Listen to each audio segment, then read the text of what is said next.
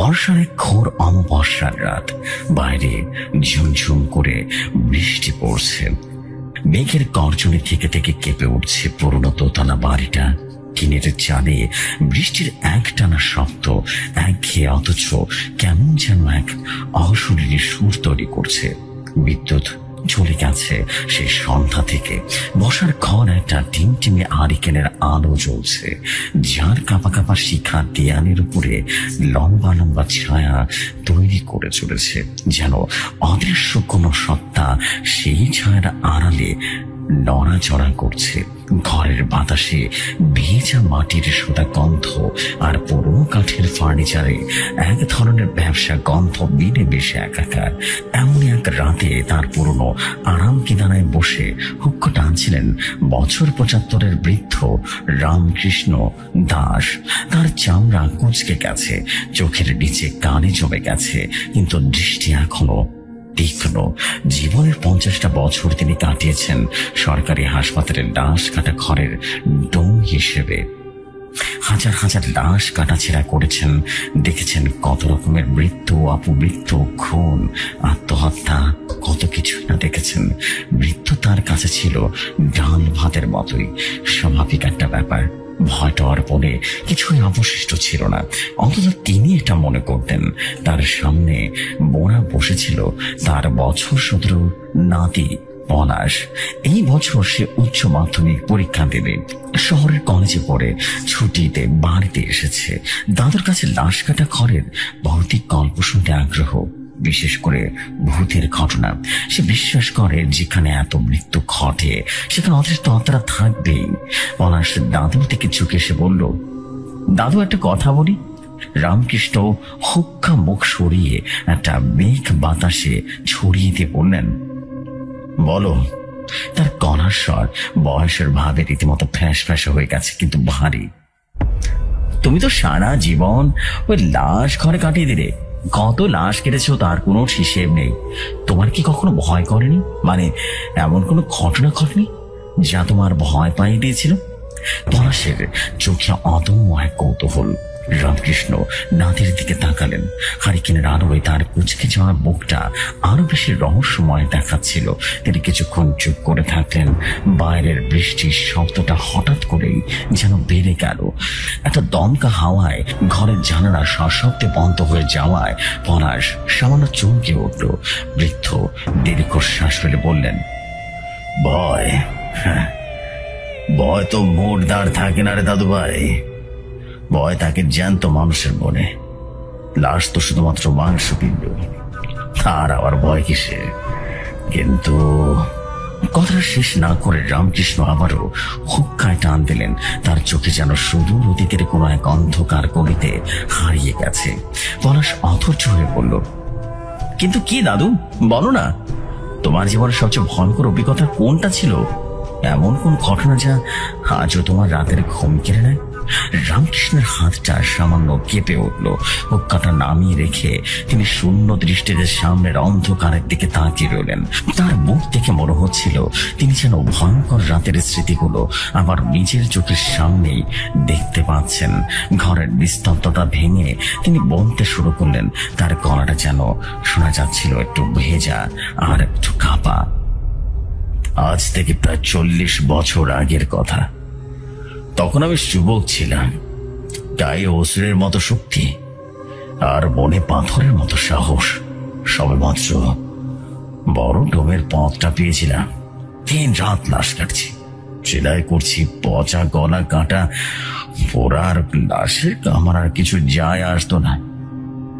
কাজ শেষ করে গঙ্গার ঘাটে গিয়ে ডুব দিয়ে বাড়ি ফিরতাম। সব স্বাভাবিক ছিল যতদিন না সেই লাশটা এলো। এতটুকু বলেই রামকৃষ্ণ একটু থামলেন, ঢক ঢক করে এক গ্লাস জল গিলে ফেললেন। পলাশ বংশমুগ্ধের মতো শুনছিল। সেটাও ছিল এমন বর্ষার রাত, তবে সেদিন বৃষ্টিটা ছিল আরো বেশি ভয়ঙ্কর। যেন আকাশ ভেঙে পড়েছে, সঙ্গে তীব্র বেগে ঝড় হাওয়া পড়ছিল, ঘন ঘন বাজ পড়ছিল। হাসপাতালের লাশ ঘরটা ছিল আমাদের কেন্দ্রীয় বিল্ডিং থেকে একটু দূরে, একেবারে শেষের দিকে। পুরনো আমলের একটা বিল্ডিং, একতলা বিল্ডিং। চারদিকে বড় বড় গাছপালা ঝোপঝাড়। দিনের বেড়াতেও জায়গাটা কেমন যেন ছম করতো। আর রাতে তো কথাই নেই। সে রাতে আমার নাইট ডিউটিটা ছিল। লাশ ঘরের ভেতরে আমি একা। আমার সহকারী ছোকরাটাও সে রাতে জ্বরের অজুহাতে ছুটি নিয়েছিল। রাত তখন কটা বাজে? তা প্রায় 12টা তো বাজে।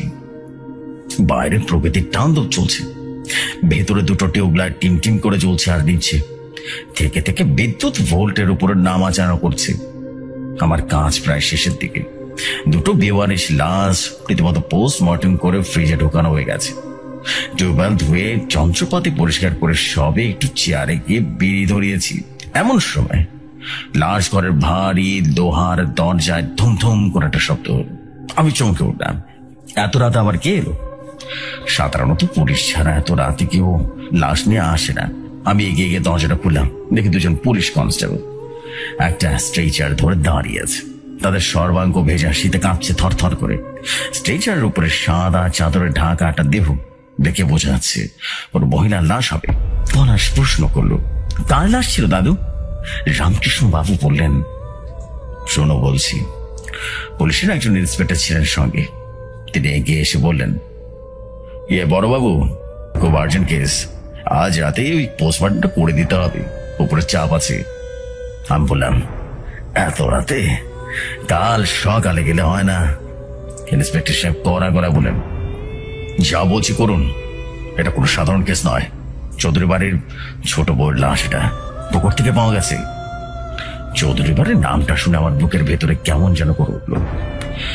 আমাদের এলাকার সবচাইতে বড় জমিদার ছিলেন তিনি। যদিও তখন জমিদার প্রথা উঠে গেছে, কিন্তু তাদের প্রভাব প্রতিপত্তি কিন্তু কমেনি। বিশাল 3 মহলা বাড়ি, শান শওকত দেখবার মতো। আর চৌধুরী বাড়ির ছোট বউ কামিনী দেবীর রূপের কথাতে ছিল সারা অঞ্চলে মুখে মুখে, যারা সাক্ষাৎ কোন এক দেবী। সেই কামিনী দেবীর লাশ। আমি বিশ্বাস করতে পারছিলাম না এমনটা হতে পারে।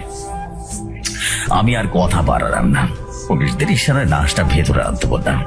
তার স্ট্রেচারটা এনে পোস্টমর্টম টেবিলের উপরে রাখলো। টেবিলটা ছিল একেবারেই ঘরের মাঝখানে। ছাদ থেকে বড় একটা হ্যালোজেন লাইট সরাসরি টেবিলের এসে পড়ত। আর কনস্টেবল দুজন লাশটা টেবিলের উপরে রেখে কেমন যেন তাড়াহুড়ো করে ঘর থেকে বেরিয়ে গেল। যাওয়ার সময় তাদের চোখে মুখে একটা অদ্ভুত ভয় দেখছিলাম, কিন্তু তখন সেটাকে তেমন করতে দিনি।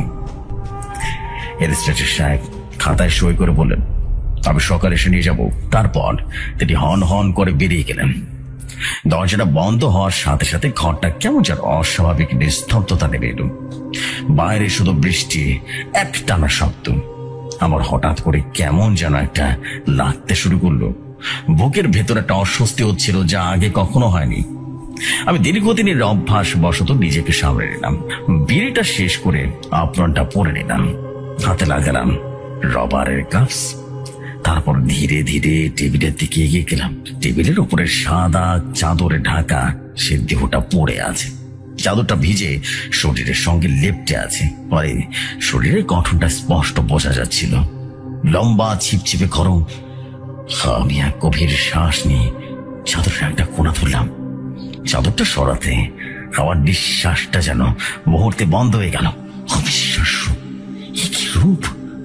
জলে ডুবে মৃত্যু হলে সাধারণত শরীর ফুলে যায়, বুক বিকৃত হয়ে যায়, কিন্তু এই ক্ষেত্রে তেমন কিছু হয়নি। কামিনী দেবীর মুখটা একেবারে শান্ত, যেন তিনি গভীর ঘুমে আচ্ছন্ন। ফর্সা ত্বকে একেবারে বিন্দু মাত্র বিকৃতি নেই। ভেজা কালো চুলগুলো মুখের চারপাশে ছড়িয়ে আছে। টানা টানা চোখ দুটো বন্ধ। পাতলা ঠোঁটের কোণে যেন একটা হালকা হাসির আভাস লেগে আছে। তার পরনে ছিল একটা লাল রঙের বেনারসি শাড়ি, যা জলে ভিজে শরীরের সঙ্গে মিশে আছে। গলায় সোনার হার, কানের দুল আর হাতে চুড়ি সবই রয়েছে। দেখে মনে হচ্ছিল যেন কোন এক রাজকন্যা জল থেকে উঠে এসে আমার টেবিলে শুয়ে আছে। আমি কয়েক মুহূর্তে স্তব্ধ হয়ে দাঁড়িয়ে রইলাম। এত সুন্দর, এত জীবন্ত দেখতে কোনো লাশ আমি আমার জীবনে দেখিনি। আমার কেমন যেন একটা ঘোর লাগছিল। হঠাৎ একটা বাজ পড়ার শব্দ, তীব্র শব্দে আমার ঘোর কাটল। আমি নিজেকে ধমক দিলাম, রামকৃষ্ণ, এটা তোর কাজ। এটা তো লাশ ছাড়া আর কিছুই নয়। মনকে শক্ত করে আমি যন্ত্রপাতি গোছাতে লাগলাম। পোস্টমর্টম শুরু করতে হবে। আমি প্রথমে লাশের গায়ে থাকা সেই গয়নাগুলো নিয়ম অনুযায়ী একটু করে খুললাম। প্রতিটা গয়না খোলার সময় আমার হাত কাঁপছিল। তার শরীরটা বরফের মতো ঠান্ডা, কিন্তু অদ্ভুত ভাবে তার চামড়া ছিল অদ্ভুত ভাবে অস্বাভাবিক রকম মসৃণ আর নরম, ঠিক যেন জীবন্ত মানুষের মতো। আমি কানের দুলটা খুলতে গিয়ে কানের লতিটাতে হাত দিলাম। কি আশ্চর্য, মনে হচ্ছে লতিটা সামান্য গরম। আমি চমকে হাত সরিয়ে নিলাম। ভাবলাম হয়তো এটা আমার বোনের ভুল, সারাদিনের পরিশ্রমের কারণে হয়তো বা ঠিকঠাক মতো কাজ করছে না মাথা। তো যাই হোক, গয়নাগুলো খুলে আমি পকেটের পাশে ভরে রাখলাম। তার ভেজা শাড়িটা শরীর থেকে আলাদা করার চেষ্টা করলাম। ঠিক তখনই অদ্ভুত এক ঘটনা ঘটলো। যে মুহূর্তে আমি তার সারা শরীরে আঁচলে হাত দিয়েছি, ঠিক সেই মুহূর্তে ঘরে দুটো টিউবলাইট এক দপ করে রীতিমতো নিভে গেল। শুধু একটা টিউবলাইট টিমটিম করে জ্বলতে লাগলো। ঘরের অর্ধেকটা অংশ অন্ধকারে ডুবে গেল। আর সেই নিভে যাওয়া লাইটের দিকে থেকে আমি একটা হালকা দুপুরের আওয়াজ শুনতে পেলাম। ঝুমঝুম ঝুমঝুম আওয়াজ, খুব ক্ষীণ কিন্তু খুব স্পষ্ট। পলাশের মুখটা ভয় সাদা হয়ে গেছে। সে ডোব গিলে বলল, নুপুরের আওয়াজ, লাশ করে? রামকৃষ্ণ বাবু মাথা নাড়লেন। হ্যাঁ। আমি চমকে উঠে চারদিকে তাকালাম, কিন্তু লক্ষ্য করলাম কোথাও কেউ নেই। ঘরটা তালা বন্ধ। তাহলে আওয়াজটা এলো কোথা থেকে? আমি ভাবলাম হয়তো বাতাসের শব্দ বা অন্য কিছু হবে। মনকে আবারও বোঝালাম, কিন্তু আমার কান কিন্তু খারাপ হয়ে গেল। বুকের ভেতরে হাতুড়িটা কত পেটাতে শুরু করেছে। আমি আবারও কাজে মন দেওয়ার চেষ্টা করলাম। শাড়িটা শরীর থেকে সরাতে লাগলাম। শরীরটা সম্পূর্ণ অনাবৃত হওয়ার পর আমি আরেকবার চমকে উঠলাম। তার শরীরে কোনো আঘাতের চিহ্ন মাত্র নেই, কোনো আঁচড় বা দাগও নেই। জলে ডুবে মারা গেলে যে এক ধরনের চিহ্ন থাকে তার কিছুই নেই। ব্যাপারটা খুব অদ্ভুত লাগছিল।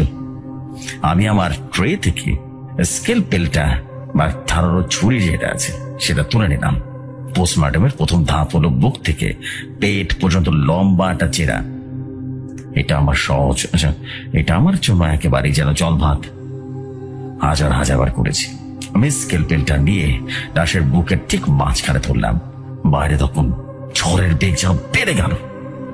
আমার কপালে বিন্দু বিন্দু ঘাম চলছে আর চোখ যেন ছপ ছপ করছে। আমি চোখটা মুছে ছুরিটা ত্বকের দিকে ধরলাম। সামনে চাপ দিব, ঠিক সেই মুহূর্তে রামকৃষ্ণ বাবু কথা বলতে গিয়ে থেমে গেলেন। তার গলাটা ধরে এলো। তিনি আবার জল গিলে খেলেন। পলাশ দেখলো তার দাদু কপালে বিন্দু বিন্দু ঘাম জমছে, আর শীত শীত রাতেও কেমন যেন উনি কাঁপছেন। কি হয়েছিল দাদু ভাই? ঠিক সেই মুহূর্তে কি হয়েছিল বলো না? পলাশ আর অপেক্ষা করছিল না। রামকৃষ্ণ বাবু কাঁপা কাঁপা গলায় বললেন, ঠিক সেই মুহূর্তে আমি ছুরিটা দিয়ে তোকে চাপ দিতে যাবো, আমার কানে একবারে স্পষ্ট একটা ফিসফিসানি ভেসে এলো। একটা মেয়ের গলা, খুব বৃষ্টি, এত বরফ শীতল সে স্বর আমার কানের পাশে ভরে উঠল। করবেন না। আমি যেন ভয় পেয়ে গেলাম। আরে আমার হাত থেকে রীতিমতো স্কেলটা রীতিমতো ঝনঝন শব্দ করে বেঁচেতে পড়ে গেল। আমি বিদ্যুৎ বেগে কয়েকটা পা পিছিয়ে গেলাম। আমার সারা শরীর থরথর করে কাঁপতে লাগলো। এইটা কোনো মনের ভুল হতে পারে না, আমি স্পষ্ট শুনেছি। আমি টেবিলের দিকে তাকালাম। কামিনী দেবীর দেহটা একই ভাবে পড়ে আছে, শান্ত নিথর ভাবে। এটা আমার মনে হলো তার ঠোঁটের কোণে সে হালকা হাসিটা যেন আস্তে আস্তে ঝাউড়া হয়ে গেছে। আমি দৌড়ে রীতিমতো ঘর থেকে বেরিয়ে যেতে চাইলাম, কিন্তু আমার পা দুটো বিচের সঙ্গে আটকে গেছে। আমি পা নড়াতে পারছি না। আমার গলা শুকিয়ে গেছে, গাঁট হয়ে গেছে শুকিয়ে। চিৎকার করার শক্তিটুকু হারিয়ে ফেলেছি। আমি বুঝতে পারছিলাম আমি এই ঘরে একা নই, আমার সাথে আরো কেউ আছে, কেউ যাকে আমি দেখতে পাচ্ছি না। হঠাৎ করে ঘরের বাকি টিউবলাইটটা দপ দপ করে নিভে গেল। পুরো লাশ ঘরটা ডুবে গেল মিশমিশে কালো অন্ধকারে। বাইরে বাজ পড়ার এক তীব্র আলোয় এক মুহূর্তের জন্য রীতিমতো ঘরের ভেতরটা আলোকিত হয়ে উঠল। আর সেই আলোয় আমি যা দেখলাম তা দেখবার জন্য আমি একেবারেই প্রস্তুত ছিলাম না। আমি দেখলাম পোস্টমর্টম টেবিলের উপরে কামিনী দেবীর লাশটা শুয়ে সে উঠে বসেছে। তার চোখ দুটো রীতিমতো খোলা, কিন্তু সেই চোখে কোনো মনি নেই, ভাব ভাবে সাদা। কি সুন্দর তার মুখটা, সে মুখে কোনো হাসি নেই, আছে ভয়ঙ্কর প্রতিহিংসাপরণ ক্রোধ। সে আমার দিকে তাকিয়ে আছে, আর তার চোখ দুটো রীতিমতো ভাগ হয়ে আছে কিছু একটা বলার জন্য। রামকৃষ্ণ বাবু চুপ হয়ে গেলেন, তার শ্বাস প্রশ্বাস ভারী হয়ে উঠেছে। পলাশ ভয় চেয়ারের হাতটা খামচে ধরেছে। তার মনে হচ্ছিল এই বুঝি হৃৎপিণ্ডটা বেরিয়ে যাবে। বাইরে বৃষ্টির শব্দ আরো বেড়ে গেছে। ঘরের কোণের অন্ধকার যেন আরো জীবন্ত হয়ে উঠেছে। হারিকেনের শিখা কাঁপার ফলে তার মুখের উপরে ছায়াগুলো এমন ভাবে নাচছিল যেন তার চামড়ার নিচে কোন এক অদৃশ্য সত্তা নড়াচড়া করছে। পলাশ ভয় পেয়ে গেল। বাইরের মেঘটা টিকে উঠল এবং সেই গগন বিতানের শব্দে যেন পলাশ দেখল তার কাঁতর শরীরটা এবার কেঁপে কেঁপে উঠল। রামকৃষ্ণ বাবু রীতিমতো চোখ বন্ধ করলেন। সেই রাতের অন্ধকারে আবারও ফিরে যেতে চাইছেন, অথবা সেই স্মৃতি থেকে পালাতে চাইছেন। তিনি আবারও বলতে শুরু করলেন। তার স্বর ফিসফিসানের মতো শোনা গেল। অন্ধকার, বিশাল অন্ধকার। আমার চোখের সামনে সবকিছু যেন অতল গহ্বরে হারিয়ে গেল, কিন্তু আমার কান সজাগ ছিল। আমি আমি আমি শুনতে পাচ্ছিলাম বৃষ্টির শব্দ, বাতাসের গোঙানি, আর আমার নিজের হৃৎপিণ্ডের ধুকধুকানির শব্দ, যা আমার কানে ঢাকের মতো পাচ্ছিল। আমি নড়তে চড়তে পারছিলাম না, যেন কেউ অদৃশ্য শিকল দিয়ে আমাকে বেজের সাথে বেঁধে রেখেছে। আমার সমস্ত ইন্দ্রিয় ওই টেবিলের দিকে নিবদ্ধ ছিল, যেখানে কয়েক মুহূর্ত আগেও আমি এক জীবন্ত দুঃস্বপ্ন বসে বসে থাকতে দেখেছি। কতক্ষণ ওভাবে দাঁড়িয়েছিলাম জানি না, কয়েক মুহূর্ত হতে পারে, কয়েক যুগ হতে পারে। সময় কেমন যেন থেমকে গিয়েছিল। হঠাৎ আমার ডাকে এক অদ্ভুত মিষ্টি গন্ধ এলো, তীব্র মাদকতার এক গন্ধ। কিন্তু লাশ ঘরে এরকম ফুলের গন্ধ আসবে কোথা থেকে? এই পচা গলা মাংস আর ফরমালিনের গন্ধে এক স্বর্গীয় সুবাস ছিল একেবারে বেমানান। আর ঠিক এই কারণে এটা ছিল আরো বেশি ভয়ঙ্কর। আমার মনে হলো গন্ধটা টেবিলের নিচ থেকে আসছে। এরপর আমি শব্দটা শুনলাম। একটা ভেজা শাড়ি যখন সিমেন্টের বেজের উপর দিয়ে খসে যায়, তখন যেরকম সনসর শব্দ হয়, ঠিক তেমন শব্দ হচ্ছে। টেবিলের কাছ থেকে শুরু হয়ে শব্দটা আমার দিকে এগিয়ে আসছিল। আমার তখন ভয়ে রক্ত ঠান্ডা হয়ে গেল। আমার মনে হচ্ছিল এক্ষুনি আমার হৃৎপিণ্ড বন্ধ হয়ে যাবে। সে আসছে, ওই অন্ধকারের মধ্যে সে টেবিল থেকে নেমে আমার দিকে এগিয়ে আসছে। আমার গলা দিয়ে অস্পষ্ট আর তোরাত বেরিয়ে আসতে চাইল, কিন্তু আমার স্বর কেন যেন ফুটছিল না। আমি মরিয়া হয়ে আমার পা দুটো নাড়ানোর চেষ্টা করতে লাগলাম। কয়েক মুহূর্ত চেষ্টায় আমার সারা শরীরের শিকল ছিঁড়ে বেরিয়ে এলো। আমি এক ঝটকায় রীতিমতো ঘোরের দরজার দিকে দৌড় লাগাতে লাগলাম। ঠিক সেই মুহূর্তে আমার ঘাড়ে একটা শীতল নিঃশ্বাস অনুভব করলাম। বরফের চেয়ে শীতল সে নিঃশ্বাস, আর তার সাথে আমার কানের কাছে আবারও ফিসফিসানি। কোথায় যাচ্ছেন? আমি আর নিজেকে সামলাতে পারলাম না। আমার গলা দিয়ে এক যন্ত্র চিৎকার বেরিয়ে এলো। আমি কিছু না দেখে, কিছু না বুঝে অন্ধকারের মতো দরজার দিকে দৌড় দিলাম। দরজাটা সিটকানিটা কয়েক হাত দূরে, কিন্তু আমার মনে হচ্ছিল আমি যেন অন্ধকার দৌড়াচ্ছি। আমার পিছনে শব্দটা দ্রুত হচ্ছিল। আমি অনুভব করতে পারছিলাম সে আমার খুব কাছে চলে এসেছে। তার ভেজা শাড়ির আঁচল হয়তোবা আমার পিঠ ছুঁয়ে দিচ্ছে। আমি প্রায় দরজার কাছে পৌঁছে গেছি। এমন সময় পেছন থেকে হুমড়ি খেয়ে মেঝেতে পড়ে গেলাম। আমার কপালটা ঢুকে গেছে সিমেন্টের মেঝেতে। যন্ত্রণার চেয়ে ভয়টা আরো বেশি করছিল। আমি উপর হয়ে পড়ে আছি, আর আমার ঠিক পেছনে আমি তার উপস্থিতি অনুভব করতে পারছিলাম। ফুলের গন্ধটা এতটাই তীব্র যেমন দম বন্ধ হয়ে আসছিল। আমি শুনতে পেলাম সে ঠিক পেছনে এসে দাঁড়িয়েছে। আমি তার ছায়াটা দেখতে পাচ্ছিলাম না, কিন্তু আমি জানতাম সে ওখানে আছে। আমার মনে হলো এই বুঝি সব শেষ। সে হয়তোবা এবার তার ঠান্ডা হাত দিয়ে আমার গলাটা টিপে ধরবে। আমার চোখ বন্ধ করে ফেললাম, কিন্তু সে কিছুই করলো না। কয়েক মুহূর্তের জন্য সবকিছু আমারও চুপচাপ, শুধু বৃষ্টির শব্দ। আমি ভয় ভয় চুপ করলাম। সেই মুহূর্তে দপ করে ঘরের দুটো টিউবলাইটটা আবারও জ্বলে উঠল। ভোল্টেজ কম থাকার কারণে আলোটা ছিল হলদে, খাপা খাপা, কিন্তু সেই আলোয় আমার জন্য যথেষ্ট ছিল। আলো জ্বলে ওঠার সাথে সাথে আমি দ্রুত উঠে দাঁড়ালাম, টেবিলের দিকে তাকালাম। আমার শরীর ভয় বিস্ময় অসার হয়ে গেছে। কামিনী দেবীর দেহটা ঠিক আগের মতোই টেবিলের উপরে চিত হয়ে শুয়ে আছে। তার চোখ বন্ধ, ঠোঁটের কোণে সেই রহস্যময় হাসি। তার শরীরটা চাদর দিয়ে ঢাকা, যেভাবে আমি রেখেছিলাম কোথাও কিচ্ছু নেই। ঘরটা একেবারে স্বাভাবিক। পলাশ অবিশ্বাসের সুরে বলল, তার মানে ওটা কি তোমার মনের ভুল ছিল দাদু? রামকৃষ্ণ বাবু রীতিমতো অদ্ভুত একটা হাসি হাসলেন। সে হাসিতে ছিল রাজ্যের ক্লান্তি আর আতঙ্ক। মনের ভুল? আমিও তাই ভেবেছিলাম রে দাদু ভাই। আমি নিজেকে বোঝালাম, আমি ক্লান্ত, ঝড় বৃষ্টির রাতে হয়তোবা আমার মাথা কাজ করছে না, হয়তোবা বাজ পড়ার কারণে উল্টাপাল্টা দেখছি, হয়তোবা ইঁদুর বা অন্য কিছু শব্দ করেছে। কিভাবে নিজেকে শান্ত করার চেষ্টা করলাম, কিন্তু আমার চোখ গেল বেজেতে থাকা স্কেলপেলটার দিকে। ওটা তো আমার বোনের ভুল নয়। আমি যে ভয় পিছিয়ে গেছিলাম এটাই তার প্রমাণ।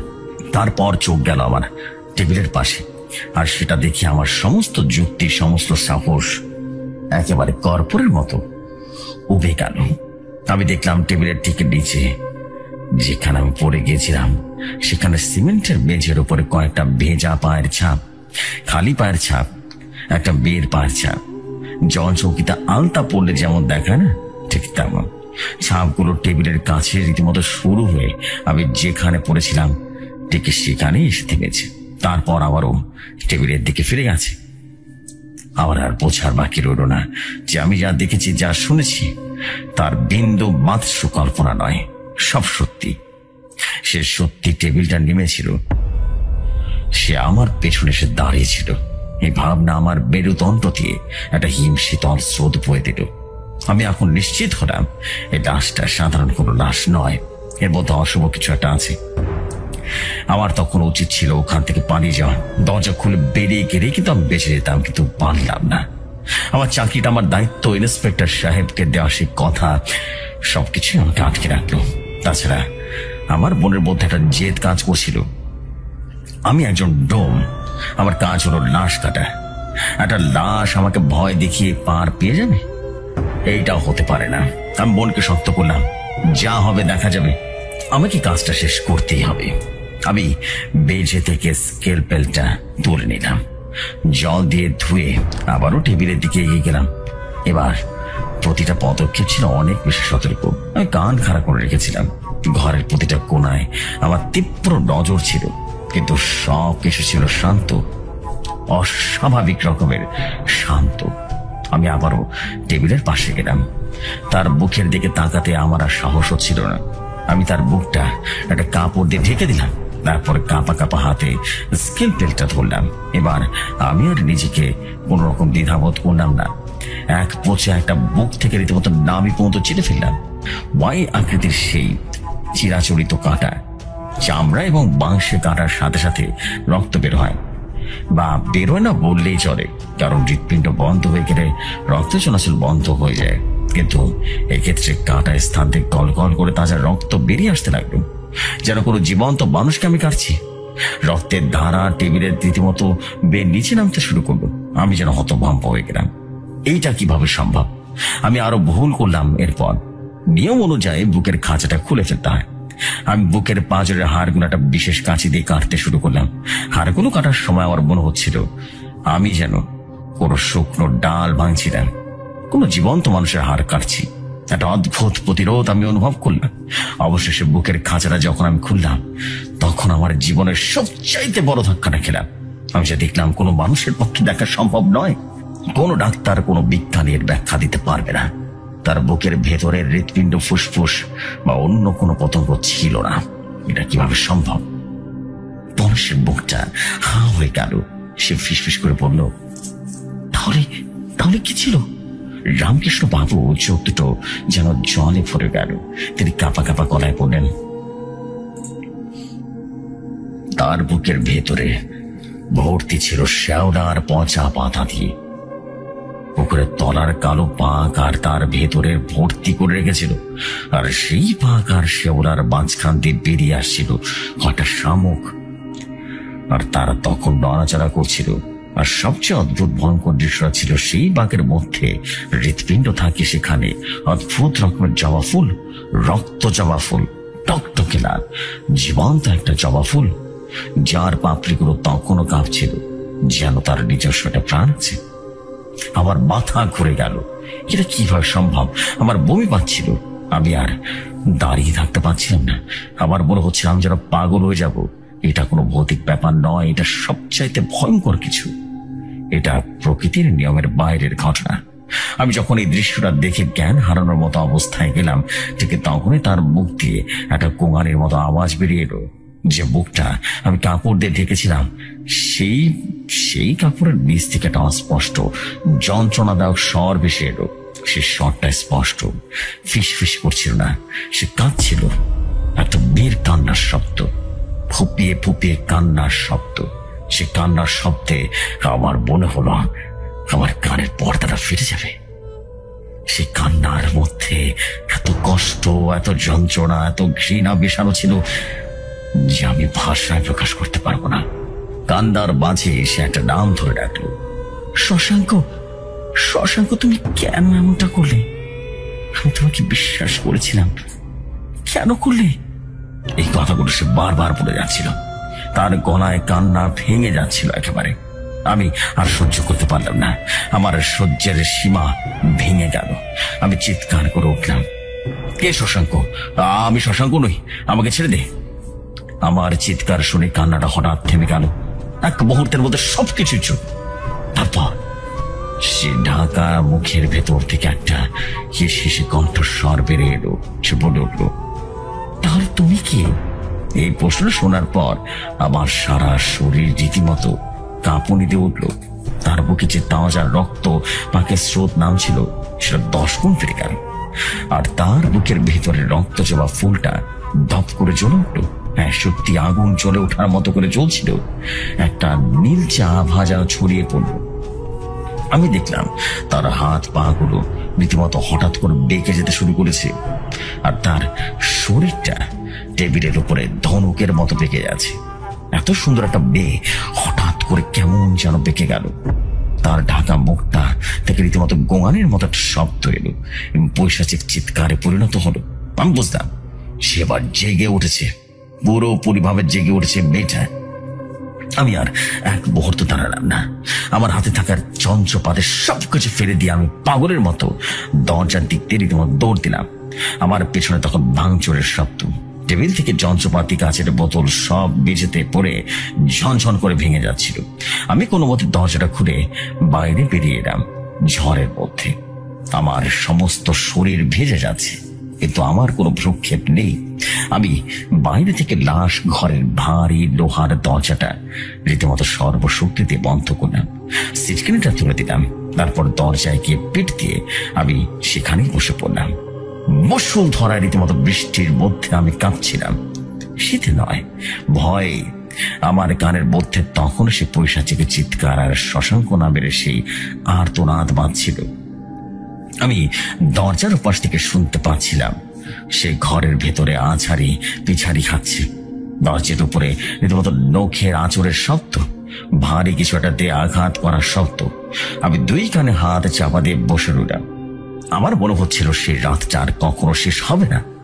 এতটুকু বলেই রামকৃষ্ণ বাবু থেমে গেলেন। তার কপালের ঘাম যেন বয়ে যাচ্ছে। পলাশ দেখল তার দাদুর চোখ দুটো শূন্য, দৃষ্টিহীন। তিনি যেন এখনো সেই লাশ ঘরের বাইরে সে ঝড় বৃষ্টির রাতে বসে আছেন। পলাশের সমস্ত শরীর ঠান্ডা হয়ে গেল। সে বুঝতে পারল গল্প শেষ হয়নি, আসল অধ্যায়টা এখনো বাকি আছে। এরপর যা হলো তা ছিল আরো বেশি ভয়ঙ্কর, আরো বেশি হিংস্রতা।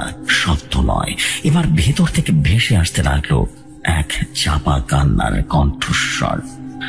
রামকৃষ্ণ বাবু বলতে শুরু করলেন, সেই কান্নার মধ্যে কোনো ক্রোধ ছিল না, ছিল বুক ভরা কষ্ট, অন্তহীন যন্ত্রণা।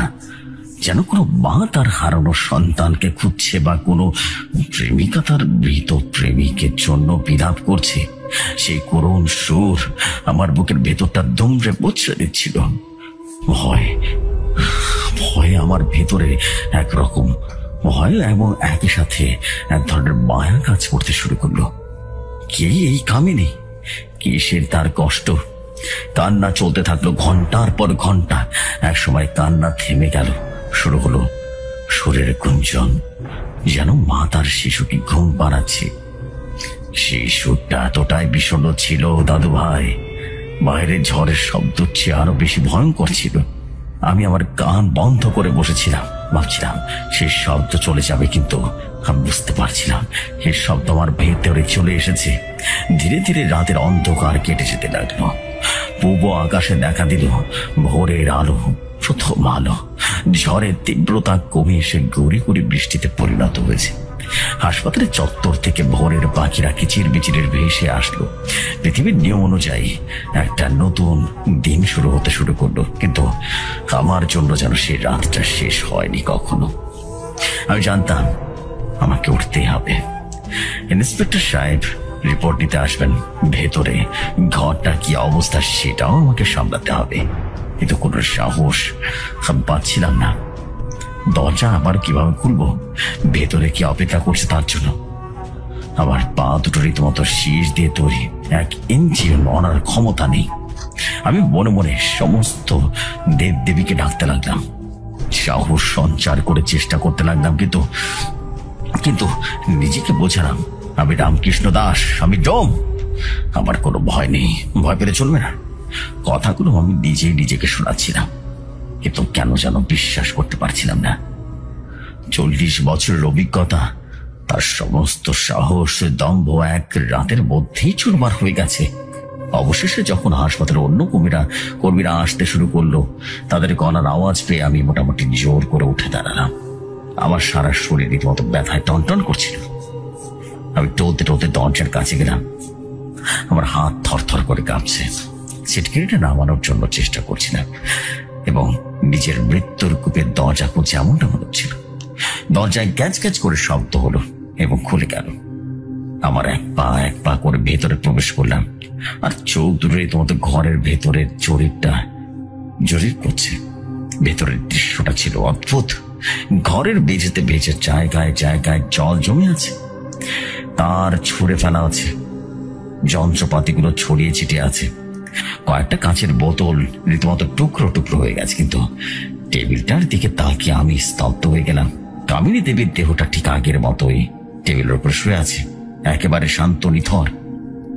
তার বুকের ছেঁড়া পাঁজরগুলো খোলা, কিন্তু ভেতরে সে ভয়ঙ্কর দৃশ্যটা নেই।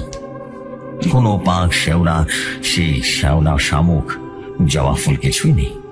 তার জায়গায় রয়েছে মানুষের স্বাভাবিক অঙ্গ প্রত্যঙ্গ, সবকিছু ঠিকঠাক যেমনটা থাকার কথা, যেন গত রাতে অস্বাভাবিক কিছুই ঘটেনি। আমার মাথা ঘুরে গেল। তাহলে কি সবকিছু মনোভ্রম ছিল? ঝড় রাতের অন্ধকারে উল্টাপাল্টা দেখেছি, আমার মতিভ্রম হয়েছিল। তার মানে কি আমি পাগল হয়ে যাচ্ছি? নিজের বোনকে আমি আর বিশ্বাস করতে পারছিলাম না। এই অনুভূতিটা ছিল আগের রাতের ভয়ঙ্কর অভিজ্ঞতা থেকে আরো বেশি ভয়ঙ্কর। আমি টলতে টলতে টেবিলের কাছে গেলাম। যদি সবটাই মনের ভুল হবে, তাহলে ঘরের এই লন্ডভন্ড অবস্থা কেন হলো? আমার কপালে কাটা দাগটাই বা আসলো কি করে? আমি যখন এসব ভাবছি ঠিক তখনই আমার চোখ পড়লো কামিনী দেবীর হাতের দিকে। তার ডান হাতের মুঠিটা শক্ত করে বাঁধা, আর সেই মুঠোর ভেতর থেকে বেরিয়ে আছে কালো হয়ে যাওয়া একটা পাপড়ি, একটা পোড়া পাপড়ি। আমার আর বুঝতে বাকি রইল না কি হচ্ছে। আমি চিনতে পারলাম এটা একটা জবা ফুলের পোড়া পাপড়ি। আমার বুকের ভেতরটা ধক করে উঠল। না, তাহলে কিছুই মনের ভুল ছিল না, সবটাই সত্যি ছিল। প্রতিটা ঘটনা সত্যি ছিল। সে তার অস্তিত্বের প্রমাণ রেখে গেছে। আমি আর এক মুহূর্তে সময় নষ্ট করলাম না। আমি জানালাম ইন্সপেক্টর আসার আগে তাকে সমস্ত স্বাভাবিক করতে হবে। তিনি পাগলের মতো কাজ লেগে গেলেন। ভাঙা কাজ পরিষ্কার করলেন, যন্ত্রপাতি গুছিয়ে রাখলেন, তারপর কাপা হাতে পোস্টমর্টমে বাকি কাজটুকু শেষ করলেন। আর তার প্রতি মুহূর্তে যেন কাটছিল রীতিমতো চরম আতঙ্কে। বারবার মনে হচ্ছিল এই বুঝি লাশটা আবারও নড়ে উঠবে, আবারও কথা বলে উঠবে, কিন্তু কিছুই হলো না, একদমই শান্ত ছিল। আমি কোনো মতে রিপোর্টটা তৈরি করলাম, মৃত্যুর কারণ লিখে ফেললাম, জলেটুকু শ্বাসরোধ, বিশেষ মন্তব্যের জায়গায় লিখলাম শরীরে কোনো বাহ্যিক ক্ষতি পাওয়া যায়নি বা কোনো চিহ্ন পাওয়া যায়নি। নিজের সইটা করার সময় আমার বুকের হাতটা এতটাই কাঁপছিল যে একবারও চেষ্টা করার পরেও, মানে মোটামুটি কয়েকবার চেষ্টা করেছে সইটা করার জন্য। কিছুদিন পরেই ইন্সপেক্টর সাহেব এলেন এবং আমার মুখ ফ্যাকাশে দেখে তিনি বললেন, কি ব্যাপার বড় বাবু, আপনার শরীর ঠিক আছে তো? দেখে বলছে সারা রাত ঘুমান নেই। আমি তখন কোনো মতো ভাঙা ভাঙা কণ্ঠে বললাম, না স্যার, ওই ঝড়ের চুল কারেন্ট ছিল না তো, তাই কাজ শেষ করতে একটু দেরি হয়ে গেল আর কি। ইন্সপেক্টর রিপোর্টটা নিয়ে আর কোনো প্রশ্ন না করে লাশটা ছাড়ানোর ব্যবস্থা করে চলে গেলেন। কিছুক্ষণ পর চৌধুরী বাড়ির লোকেরা এসে কামিনী দেবীর দেহটা নিয়ে গেল। যখন তারা লাশটা নিয়ে চলে যাচ্ছিল না, তখন শেষবারের মতো আমার চোখে পড়ল কামিনী দেবীর শান্ত সুন্দর মুখটার থেকে। আমার মনে হলো ঠোঁটের কোণে সেই হাসিটা যেন বলছে, আমাদের আবারও দেখা হবে। সেই ঘটনার পর আমার জীবনটা আগের মতো রইল না। আমি লাশ করে কাজটা ছাড়তে পারিনি, কারণ পেট তো চালাতে হবে, কিন্তু আমি আর কখনো রাত্রিবেলা একা কাজ করতাম না। দিনের বেলাতেও আমার কাজ ছমছম করতো, প্রায় মনে হতো পেছনে কেউ দাঁড়িয়ে আছে, প্রায় আমাকে ডাকি। আমার মনের ভেতরে শুধু একটা প্রশ্ন দানা বেঁধেছিল, কে এই শশাঙ্ক? কামিনী দেবী কেন তাকে খুঁজছিল? এই প্রশ্নের উত্তর না পাওয়া পর্যন্ত আমি শান্ত হতে পারছিলাম না। আমি লুকিয়ে লুকিয়ে চৌধুরী বাড়ির ব্যাপারে খোঁজ খবর নিতে শুরু করলাম। অবশেষে অনেক চেষ্টার পর চৌধুরী বাড়ির এক পুরনো বাড়ির কাছ থেকে আসল ঘটনা জানতে পারলাম। বলতো দাদু ভাই, শশাঙ্ক ছিল চৌধুরী বাড়ির ছোট্ট তরফের ছেলে। সম্পর্কে সে কামিনী দেবীর স্বামীর খুড়তুতো ভাই। সে ছিল কবি মনের মানুষ, গান বাজনা করত। কামিনীর সাথে তার একটা ভালোবাসার সম্পর্ক করে উঠেছিল। তারা দুজন দুজনকে ছাড়া কিছুই যেন ভাবতে পারত না। কিন্তু তাদের এই গোপন সম্পর্কের কথা একদিন জানাজানি হয়ে যায়। কামিনীর স্বামী শ্বশুর বাড়ির লোকেরা ছিল সাংঘাতিক অত্যাচারী। তারা এই সম্পর্কটা মেনে নিতে পারেনি। সে বর্ষার রাতে তারা শশাঙ্ককে বাড়ি থেকে রীতিমতো ডেকে নিয়ে যায়। পুকুর পাড়ে তাকে প্রচন্ড পরিমাণে মারধর করে এবং পুকুরের জলে ডুবিয়ে মেরে ফেলে। তারপর তারা জীবন্ত কামিনীকে জোর করে সে পুকুরের জলে ডুবিয়ে মারে। কামিনী দেবীর শেষ আর্তনাদ সে ঝড় বৃষ্টির রাতে হারিয়ে গিয়েছিল। তারা গোটা ঘটনাকে আত্মহত্যা বলে চালিয়ে দেওয়ার চেষ্টা করেছিল। সবটা শোনার পর আমার যেন হৃদয়টা পাথরের মতো হয়ে গেল। আমি বুঝতে পারলাম কামিনী দেবী এতটা কষ্ট, এতটা ক্রোধের কারণটা কি। তার অতৃপ্ত আত্মা, তার ভালোবাসা তার খুনিদের খুঁজে বেড়াচ্ছে। আমি সেদিন ঈশ্বরের কাছে হাত জোর করে কামিনীর আত্মার শান্তির জন্য কামনা করেছিলাম, অনেকটা প্রার্থনা করেছিলাম। গল্পটা শেষ করে রামকৃষ্ণ বাবু চুপ করে রইলেন। তার চোখ দিয়ে জল গড়িয়ে পড়ছে। হারিকেনের তেল প্রায় শেষ, শিখাটা নিভু নিভু হয়ে জ্বলছে। পলাশ স্তব্ধ হয়ে বসে আছে, তার পুরো শরীর অসাড় হয়ে আছে। তার দাদুর জীবনে এত বড় ভয়ঙ্কর কষ্টের ইতিহাস সে আজ প্রথম জানল। রামকৃষ্ণ বাবু তার চোখ মুছে পলাশের দিকে তাকিয়ে বললেন, এত বছর এই ঘটনাটা আমি আমার বুকের ভেতরে চেপে রেখেছিলাম রে দাদু ভাই। তোর ঠাকুমাকে বলিনি জানিস, আজ তোকে বললাম, কারণ আমার সময় হয়ে এসেছে। আর কয়দিন বা বাঁচবো। আর কেন জানো, ওই কদিন ধরে ওই সে ফুলের গন্ধটা পাচ্ছি জানিস। রাতের বেলা আমার ঘরের জানালার বাইরে একটা উপরে শব্দ শুনতে পায়। কে জানে সে হয়তো আবার ফিরে এসেছে। আমার আর ভয় করে না। আমার মনে হয় সে শুধু গল্পটা কাউকে শোনাতে চেয়েছিল। আমি চলে গেলে আর কাউকে জানাতে পারবে না। কথাটা শেষ হওয়ার সাথে সাথে একটা দমকা বাতাস এসে হারিকেনটা নিভিয়ে দিল। ঘরটা ডুবে গেল নিকশ কালো অন্ধকারে। আর সেই অন্ধকারের মধ্যে সেই কবরখানার মতো নিস্তব্ধতায় রামকৃষ্ণ বাবু আর পলাশ দুজনেই একসাথে শুনতে পেল সেই শব্দটা। তাদের ঠিক পেছনের কোণা থেকে ভেসে আসছে এক মেয়ের চাপা কান্নার শব্দ। ফুপিয়ে ফুপিয়ে কান্নার শব্দ, আর তার সাথে সারা ঘরে ছড়িয়ে পড়েছে তীব্র বৃষ্টি ফুলের গন্ধ। পলাশ অনুভব করলো তার ঘাড়ে এসে পড়েছে বরফ শীতল নিঃশ্বাস। আর অতীতে নেই, এখন তাদের সাথে সেই কামিনী দেবী এসেছে বর্তমানে। প্রিয় জেফরি ভাই, এটাই ছিল আমার ঘটনাটি ভালো লাগবে পড়ে শোনাবেন আপনার সুমধুর কণ্ঠে। এখনকার মতো বিদায় নিচ্ছি আমি ফিরোজ খান। আর একটি নতুন ঘটনা আপনার জন্য কালেক্ট করেছি ব্ল্যাক ম্যাজিকের, খুব দ্রুতই শেয়ার করে দেব। আজকের ঘটনাটা খুব দ্রুত শেয়ার করে দেবেন ভাইয়া। ভালো থাকবেন। আসসালামু আলাইকুম। আমি ফিরোজ খান বলছিলাম বীরপুর থেকে, আপনার অনেক বড় ফ্যান।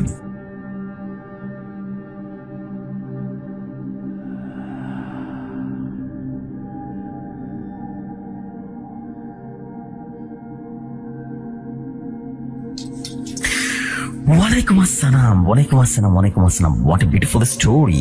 স্টোরিটা কিন্তু অসাধারণ ছিল বলতেই হবে, এবং মনে হচ্ছিল যেন চোখের সামনেই ঘটনাটা ঘটছে। অসাধারণ ঘটনার জন্য আপনাকে অনেক অনেক ধন্যবাদ প্রিয় ভাই।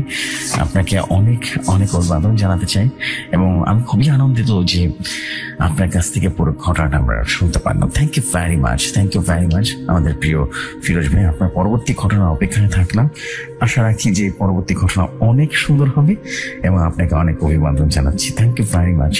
সো আমি আর দেরি করবো না, আমি এখন যেটা করতে চাই সেটা হচ্ছে আমরা সরাসরি চলে যাচ্ছি আমাদের পরবর্তী ঘটনায়। ফিরোজ ভাই, আপনার পরবর্তী ব্ল্যাক ম্যাজিকের স্টোরিটা দ্রুত পাঠিয়ে দেন ভাই। সো আর কথা না বলে চলে যাই আমাদের পরবর্তী ঘটনায়।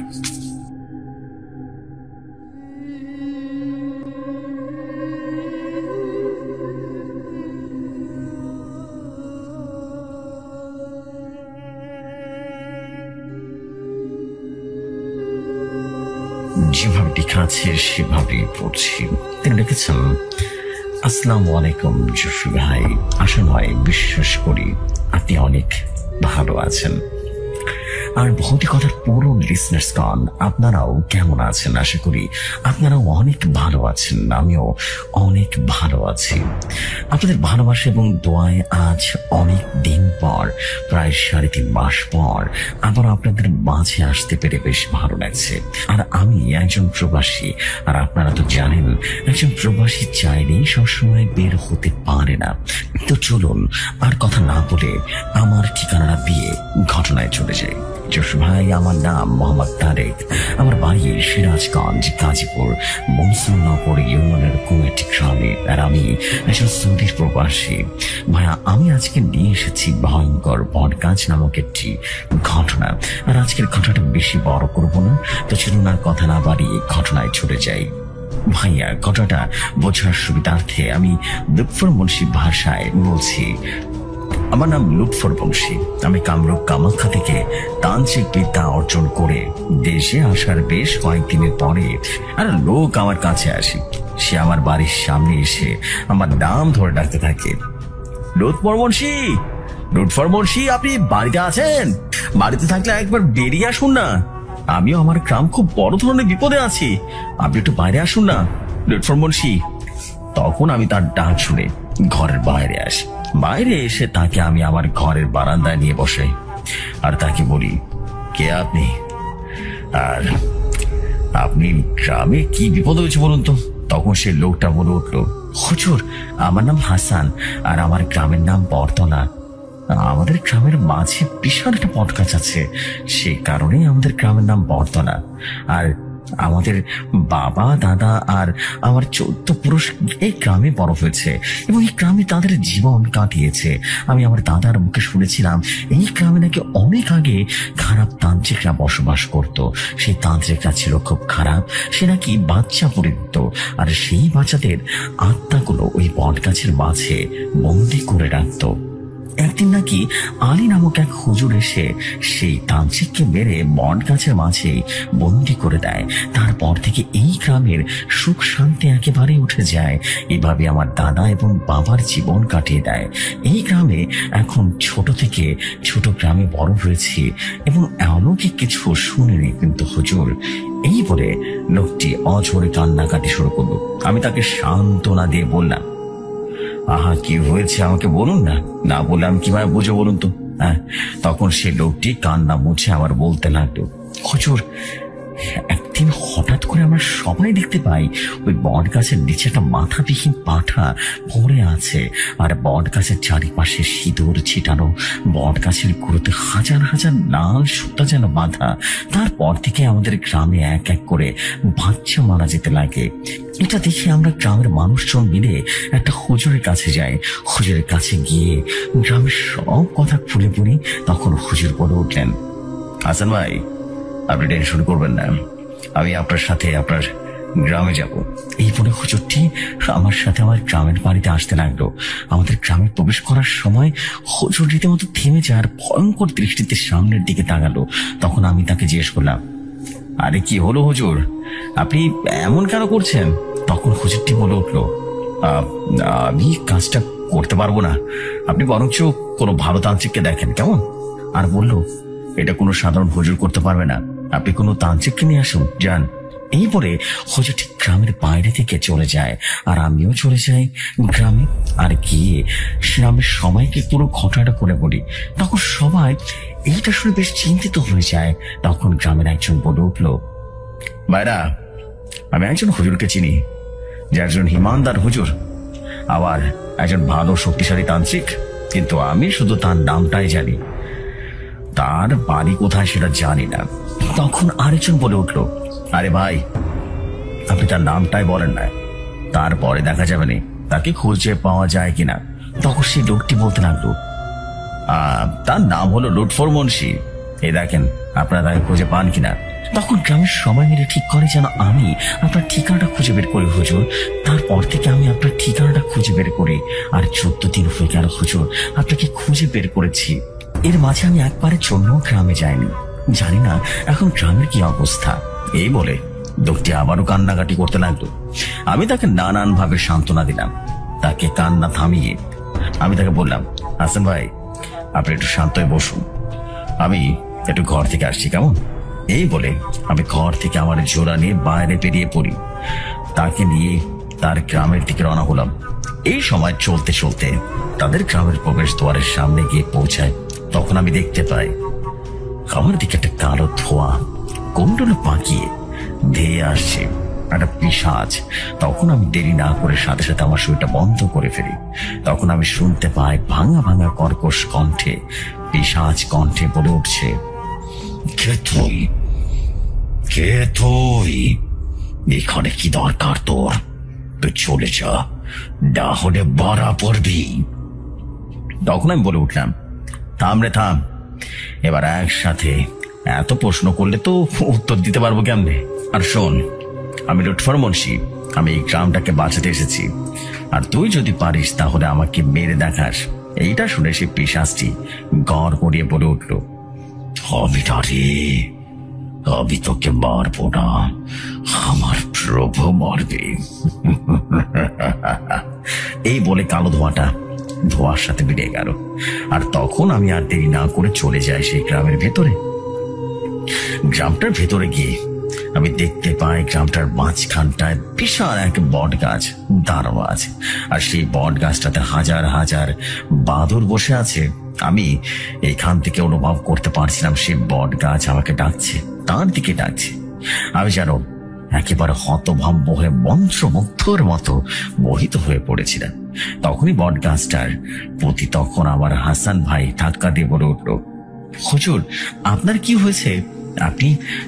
আমি আপনাকে অনেকক্ষণ ধরে দেখছি, আপনি চুপচাপ বসেন, আপনি কখন থেকে ডাকছে, আপনি কোনো কথা বলছেন না।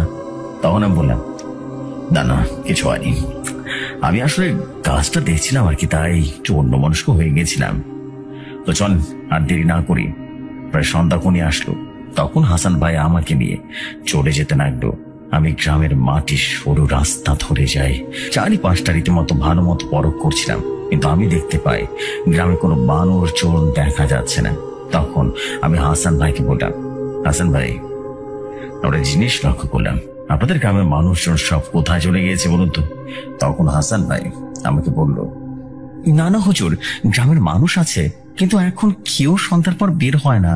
তখন আমি আর কিছু না বলে হাসান ভাইয়ের সাথে হাঁটতে লাগলাম। কিছুক্ষণ হাঁটার পর হাসান ভাই বলে উঠল, হুজুর এটা আমার বাড়ি, আজ থেকে আপনার যত দিন দরকার এই গ্রামে ততদিন আমার বাড়িতে থাকবেন। তখন আমি হাসান ভাইয়ের কথা শুনে সামনের দিকে তাকাই এবং দেখি 2 তলা বিশিষ্ট একটা বাড়ি। তখন আমি হাসান ভাইকে বললাম, হাসান ভাই আপনি তো বড় লোক, অনেক বড় লোক, তো কখনো বলেননি আমাকে। তখন হাসান ভাই বলে উঠলো, হুজুর আপনি আগে ভিতরে চলেন, তারপরে আমি আপনাকে সব বলছি। এটা শুনে আমি হাসানের ভয়ের সাথে সাথে বাড়ির ভেতরে চলে যাই। বাড়ির ভেতরে গিয়ে হাসান ভাই বলতে লাগলো, ফারজানা, ও ফারজানা, কোথায় তুমি? দেখো আমি কাকে নিয়ে এসেছি। তখন আমি দেখতে পাই 12 থেকে 14 বছর একটা মেয়ে বের হয়ে আসছে, তাও আবার খুঁড়িয়ে খুঁড়িয়ে। তখন আমি তাকে দেখে হাসান ভাইকে বললাম, হাসান ভাই এই মেয়েটিকে, আর ওর কি হয়েছে? তখন হাসান ভাই বলল, হুজুর ও আমার একমাত্র মেয়ে, আরো খুঁড়িয়ে খুঁড়িয়ে হাঁটে, কারণ ওর মা একদিন সন্ধ্যাবেলা বট গাছটার কাছ থেকে রীতিমতো বাড়ি ফেরার সময় ওই বট গাছের রাক্ষসটা ওদের উপরে হামলা করে দেয়। সেই হামলায় ওর মা মারা যায় আর ওর পাটা ভেঙে যায়। তারপর থেকে তো কিভাবে হাঁটে হুজুর। এই বলে হাসান ভাই রীতিমতো কান্নায় ভেঙে পড়ল। তখন আমি কি বলবো ভেবে পাচ্ছিলাম না, তাই কথা ঘোরানোর জন্য আমি হাসান ভাইকে বললাম, হাসান ভাই এবার বলেন আপনি তো বড় লোক কিভাবে? তখন হাসান ভাই কান্না থামিয়ে বলতে লাগলো, আজ আজ আমি কিছুই লুকাবো না হুজুর, আমি আসলে সত্যি কথা বলবো। কিভাবে লুকাবো বলুন? আর কিভাবে বা গ্রামে এত বড় ভয়ঙ্কর বিপদ নেমে এলো হুজুর? এই বলে হাসান মিয়া 1 গ্লাস পানি পান করতে লাগলো আর বলতে শুরু করলো, আজ থেকে প্রায় 1 বছর আগের কথা। আমার কিছু ছিল না, আমি সাধারণ একজন মানুষ ছিলাম, তাই দিন এনে দিন খেতাম। আমি মানুষের বাড়ি বাড়ি কাজ করতাম, কিন্তু এইটা আমার বউ দেখতে পারতো না। সারাদিন আমার সাথে ঝগড়া লেগেই থাকতো। এইভাবে আমার দিনকাল কাটতে লাগে হুজুর। কিন্তু একদিন এক তান্ত্রিক আসে আমাদের গ্রামে। সে এসে আমাদের গ্রামের সেই বটগাছের নিচে দাঁড়ায় আর সেখানে আস্তানা লাগায় আর মানুষের জন্য উপকার করতে থাকে। তার দ্বারাই গ্রামের অনেক মানুষ উপকৃত হয়েছে, কিন্তু আমার বেলায় সেটা একদম ভিন্ন ছিল। এই বলে হাসান সাহেব থেমে যায় আর কান্না করতে থাকে। তখন আমি তাকে বললাম, তারপর কি হয়েছে হাসান ভাই, আগে সেটা বলেন, এখন কান্না করার সময় না। তখন হাসান ভাই বলতে লাগলো, তারপর কি হয়েছে হুজুর আমি আমার মেয়ের সামনে বলতে পারবো না হুজুর। এইটা বলে হাসান সাহেব তার মেয়েকে তার ঘরে চলে যেতে পারে। মেয়েটাও কোন রকম মন না চাইতো তার ঘরের দিকে চলে গেল। তারপর হাসান সাহেব আবার বলতে লাগলো, হুজুর তারপর একদিন আমি একটা কাজ করতে রাতের বেলা বাড়ি ফিরছিলাম, আর ওই রাস্তা দিয়ে যখন আমি যাচ্ছিলাম তখন দেখি তান্ত্রিক বটগাছটার নিচে পুজো করছে আর তার সামনে একটা বাচ্চা ছেলেকে রেখেছে, এমন ভাবে রেখেছে যে দেখে বোঝা যায় তাকে বলি দিবে। তখন আমি এটা দেখি ওখানে একটা ঝুপড়ির আড়াল থেকে লুকিয়ে পড়ি দেখার জন্য যে তান্ত্রিক কি করে। আমি দেখি তান্ত্রিকটা পুজো শেষ করে তার হাতে একটা রামদা উঠিয়ে সে ছেলেটির গলা বরাবর তাক করে এবং সেই রামদাটা চালাবে ঠিক তখনই আমি আড়াল থেকে বের হয়ে তার পিছন পিছন ঝাপটে ধরি। আর একটা আঁচড়ে রীতিমতো তান্ত্রিকটা প্রচন্ড পরিমাণে ভয় পেয়ে যায় আর বলে ওঠে, কে কে তুই? আমার ধরে রেখেছিস, ছাড় বলছি। তখন আমি বলে উঠলাম, না আমি তোকে ছাড়বো না, তুই মানুষের ভালোর নামে যা যা করছিস আমি সবাইকে বলে দিব। তখন সে তান্ত্রিকটা বলে উঠলো, ছেড়ে দে আমায়, তার তোর বিনিময়ে তুই যা চাবি সব পাবি, সোনা দানা হীরা জহরত পয়সা সব পাবি, যা চাবি সব পাবি। হুজুর বিশ্বাস করেন তখন আমি লোভে পড়ে গিয়েছিলাম তান্ত্রিকের কথা শুনে। তখন আমি তান্ত্রিককে বলে উঠলাম, তুই যে আমাকে দিবি তার প্রমাণ আছে? তখন তান্ত্রিক বলে উঠলো, রে জাদুর পাথর, এই পাথরটা নিয়ে যখন তুই এই গাছের নিচে এসে বলবি প্রভু সবাই সোনা দেন, তখনই তোকে এই গাছ পুরো রীতিমতো স্বর্ণ করে দেবে আর সোনা দেবে তোকে। আর যখন বলবি আমার টাকা দেন, তখন তোকে টাকা দিবে, অনেক অনেক টাকা দিবে, কিন্তু একটা শর্ত আছে। তখন আমি লোভে পড়ে বলে উঠলাম, কি শর্ত বল? আমি সব শর্তে রাজি আছি। তখন সে তান্ত্রিক বলতে লাগলো, তুই যে কয়বার টাকা সোনা দানা চাইবি তখন এই গ্রাম থেকে একটা মানুষ বা পশু বা তার কাছে ভোগ দিতে হবে। তখন আমি লোভে পড়ে যাই আর সাথে সাথে রাজি হয়ে যায়, আর তান্ত্রিকের ছেলেটিকে বলি দিয়ে গাছটার চারপাশে সুতা বেঁধে রেখে দিয়ে চলে যায়। তারপর থেকে আমি ধীরে ধীরে বড়লোক হয়ে পড়ে, আর এই গ্রামের এক একটা মানুষ মারা যায়। কিন্তু একদিন আমি যখন গাছটার কাছ থেকে টাকা নিয়ে বাড়ি ফিরছিলাম, তখনই আমার বউ এবং মেয়ে বাজারে গিয়ে, আর হুজুর সেই দিনে আমার বউ মারা যায় অপঘাতে, আর আমার মেয়ে এরকম হয়ে যায়। হুজুর বিশ্বাস করুন, সেদিন আমার ভুল আমি বুঝতে পারি যে আমি কতটা ভয়ঙ্কর ভুল করেছি। আমি মোটেও ঠিক করছি না, সামান্য কিছু টাকা পয়সার জন্য আমি মানুষ খুন করছি হুজুর, বিশ্বাস করুন। তারপর থেকে আমি আর এই কাজটার কাছে আসিনি, কিন্তু এখনো এই গ্রামের মানুষজন মারা যাচ্ছে হুজুর। এখন আপনি কিছু করুন হুজুর, ওদেরকে বাঁচান। এটা শুনে আমি নিজের কানকে রীতিমতো বিশ্বাস করতে পারছিলাম না। কি বলছে সে? এটা তো সত্য, আর এটা আমাকে মানতে হবে। তখন আমি তাকে বললাম, আচ্ছা সাহেব, আপনি অনেক বড় ভুল করেছেন, যে ভুলের কোনো ক্ষমা নেই। তারপরেও আমি দেখছি কি করা যায়। আমি আমার বন্ধু জিনদের সাথে কথা বলবো, তার জন্য একটা কামরা লাগবে আমার। তখন হাসান সাহেব আমায় একটা কামরায় নিয়ে যায়। তখন আমি তাকে বলি, চলে যান এখান থেকে, আমি দেখছি। আমি বসে পড়ি। আমি স্মরণ করতে লাগে আমার প্রাণপ্রিয় বন্ধু নূরজিনকে। কিন্তু কিছুক্ষণ ডাকার পরেও নূরজিন চলে আসে। আমার কাছে এসে বলতে লাগলো, আসসালামু আলাইকুম লুৎফর বংশী, কেমন আছো? আজকাল তো তোমার আমার কথা মনেই পড়ে না।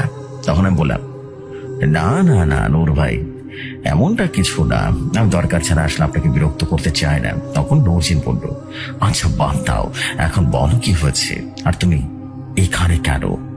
তখন আমি নূরজিনকে সমস্ত ঘটনা বলে বললাম, আরে জানতে চাই হাসান সাহেব কি করা উচিত, আর এসব কিভাবে বন্ধ করা যাবে। তখন নূরজিন বলতে লাগলো, বংশী, তুমি আমার সময় দাও, আমি দেখছি কি সব করছে গ্রামে। এই বলে নূরজিন আমার কাছ থেকে বিদায় নিয়ে চলে যায়, আর আমি ওখানে বসে বসে জিকির করতে থাকি আর ভাবতে থাকি মানুষ নিজ স্বার্থে কিভাবে কি করতে থাকে। এসব ভাবতে ভাবতে প্রায় 1 ঘন্টা কেটে যায়। তখনই হাজির হয় আমার সেই নূরজিন, আর নূরজিন এসে বলতে লাগে, লুৎফর বংশী, এখন কোনো চিন্তা নেই, আমি সব শেষ করে দিয়েছি। কিন্তু তখন আমি বললাম, কিন্তু কি নূর ভাই বলুন না। তখন নূরজিন বলতে লাগলো, কিন্তু লুৎফর বংশী, এই হাসান নামক লোকটি তুমি এই গ্রাম থেকে চলে যাওয়ার পর পুরোপুরি মারা যাবে, এটাই তার শাস্তি। আরেকটি কথা লুৎফর বংশী, তুমি যখন চলে যাবে এই গ্রাম থেকে, তখন গ্রামটাকে ভালো করে বন্দি করে যাবে, আর কোনো খারাপ পিশাচ জিন যেন না আসতে পারে এই গ্রামে।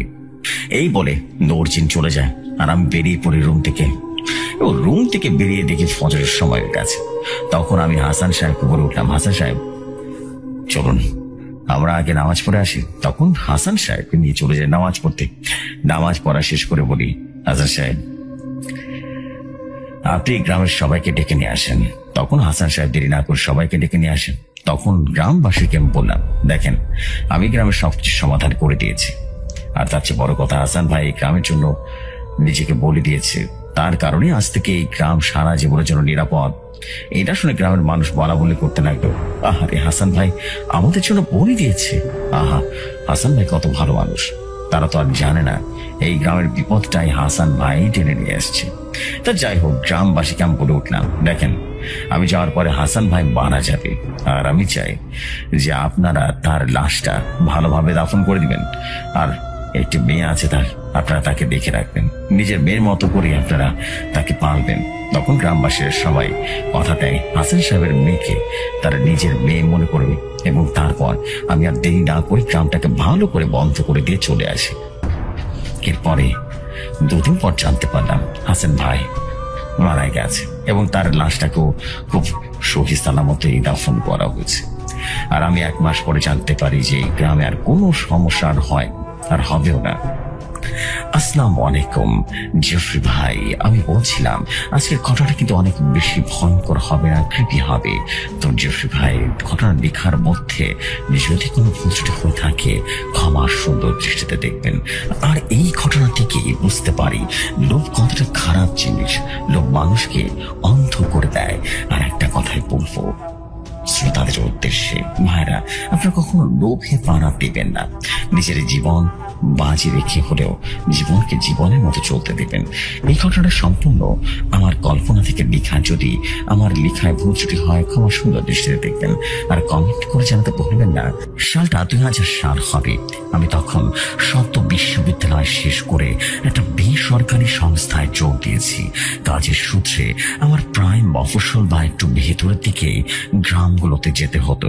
আমাদের কাজ ছিল মূলত গ্রামীণ স্বাস্থ্য এবং স্যানিটেশন নিয়ে সচেতনতা তৈরি করা। সেবার আমাদের প্রজেক্ট পড়ল নদিয়া জেলার এক প্রায় বিচ্ছিন্ন গ্রামে। নাম তার সোনাঝুরি। কলকাতা থেকে বেশ দূরের পথ ছিল। ট্রেন থেকে নেমে বাস, তারপর প্রায় মাইল 2 হেঁটে ভ্যান রিক্সায় চেপে তবেই গ্রামে পৌঁছানো যায়। আমার সাথে ছিল আমার সহকর্মী এবং আমার বন্ধু সমীর। সমীর আমার চেয়ে প্রায় বছর 3 বড়। বেশ আমোদে আর সাহসী গোছের ছেলে। ওর বাড়ি বাঁকুড়ায়, তাই গ্রাম অঞ্চলের পরিবেশ ওর কাছে নতুন কিছু নয়।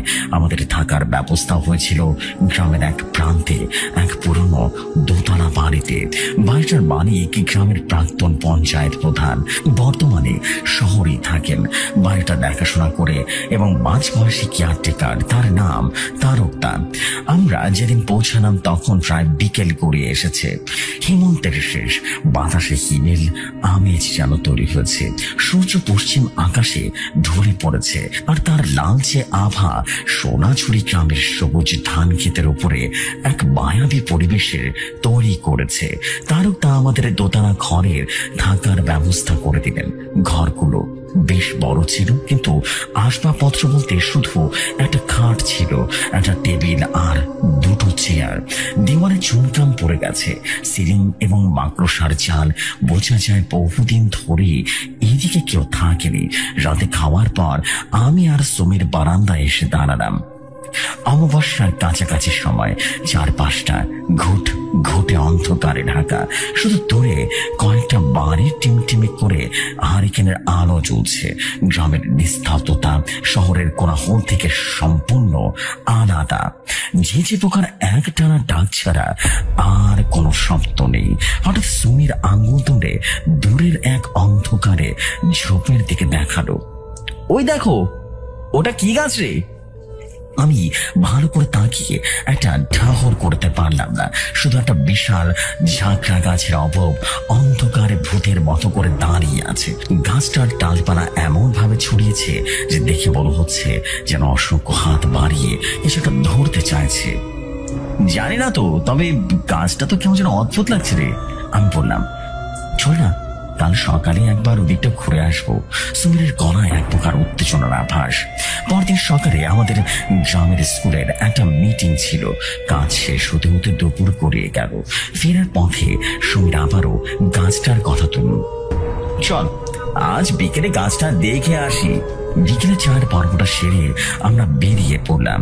গ্রামের মিঠো পথ ধরে হাঁটতে হাঁটতে আমরা সেই জায়গাটা দিয়ে গেলাম। যতই উঠছে পরিবেশটা ততই যেন থমথমে হয়ে আসছে। গ্রামে আর 5টা জায়গার মতো এদিকে লোকের আনাগোনা বিশেষ নেই। পথের ধারে আগাছা আর জঙ্গল। অবশেষে আমরা গাছটার সামনে এসে দাঁড়ালাম। কাছে এসে বুঝলাম ওটা একটা বিশাল শেওড়া গাছ। গাছটা যে কত বছরের পুরনো তা বলা মুশকিল। এর মোটা গুড়িটার জায়গায় জায়গায় ফেটে গিয়েছে আর শেকড়ের সাপের মতো করে মাটি আঁকড়ে ধরে দূর পর্যন্ত ছড়িয়ে পড়েছে।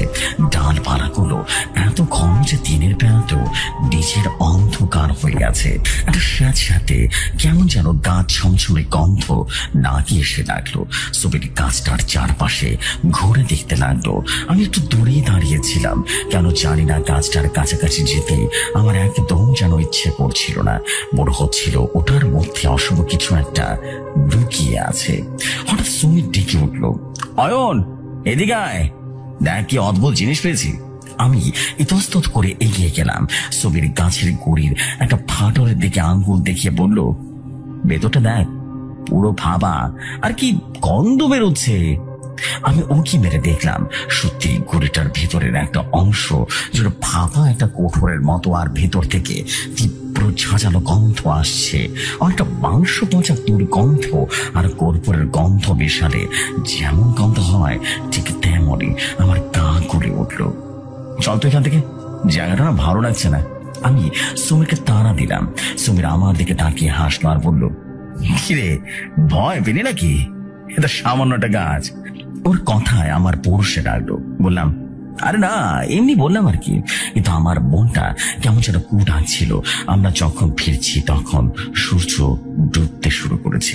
হঠাৎ করে যেন চারপাশে ঝিঝির ডাক থেমে গেল, একটা অস্বাভাবিক নিস্তব্ধতা নেমে এলো। আমার মনে হলো পেছন থেকে কেউ যেন আমাদের দেখছে। ঘাড় ঘুরিয়ে তাকালাম, কিন্তু কেউ কোথাও নেই। শুধু সে বিশাল শেওড়া গাছটা অন্ধকারে ছায়ার মতো দাঁড়িয়ে আছে। রাতে শোয়ার পরে যেন ঘুমিয়ে আসছিল না। বারবার সেই গাছটার কথা আর অদ্ভুত গন্ধটার কথা মনে পড়ছিল। মাঝরাতে হঠাৎ করে ঘুমটা ভেঙে গেল। মনে হলো দোতলার বারান্দায় কেউ যেন খুব ধীর পায়ে হাঁটছে। প্রথম ভাবলাম হয়তো বা তারকদা, কিন্তু এত রাতে তারকদা দোতলায় কেন আসবে? আমি কান পেতে রইলাম। পায়ের শব্দটা একবার আমার ঘরের দরজার সামনে এসে থেমে গেল।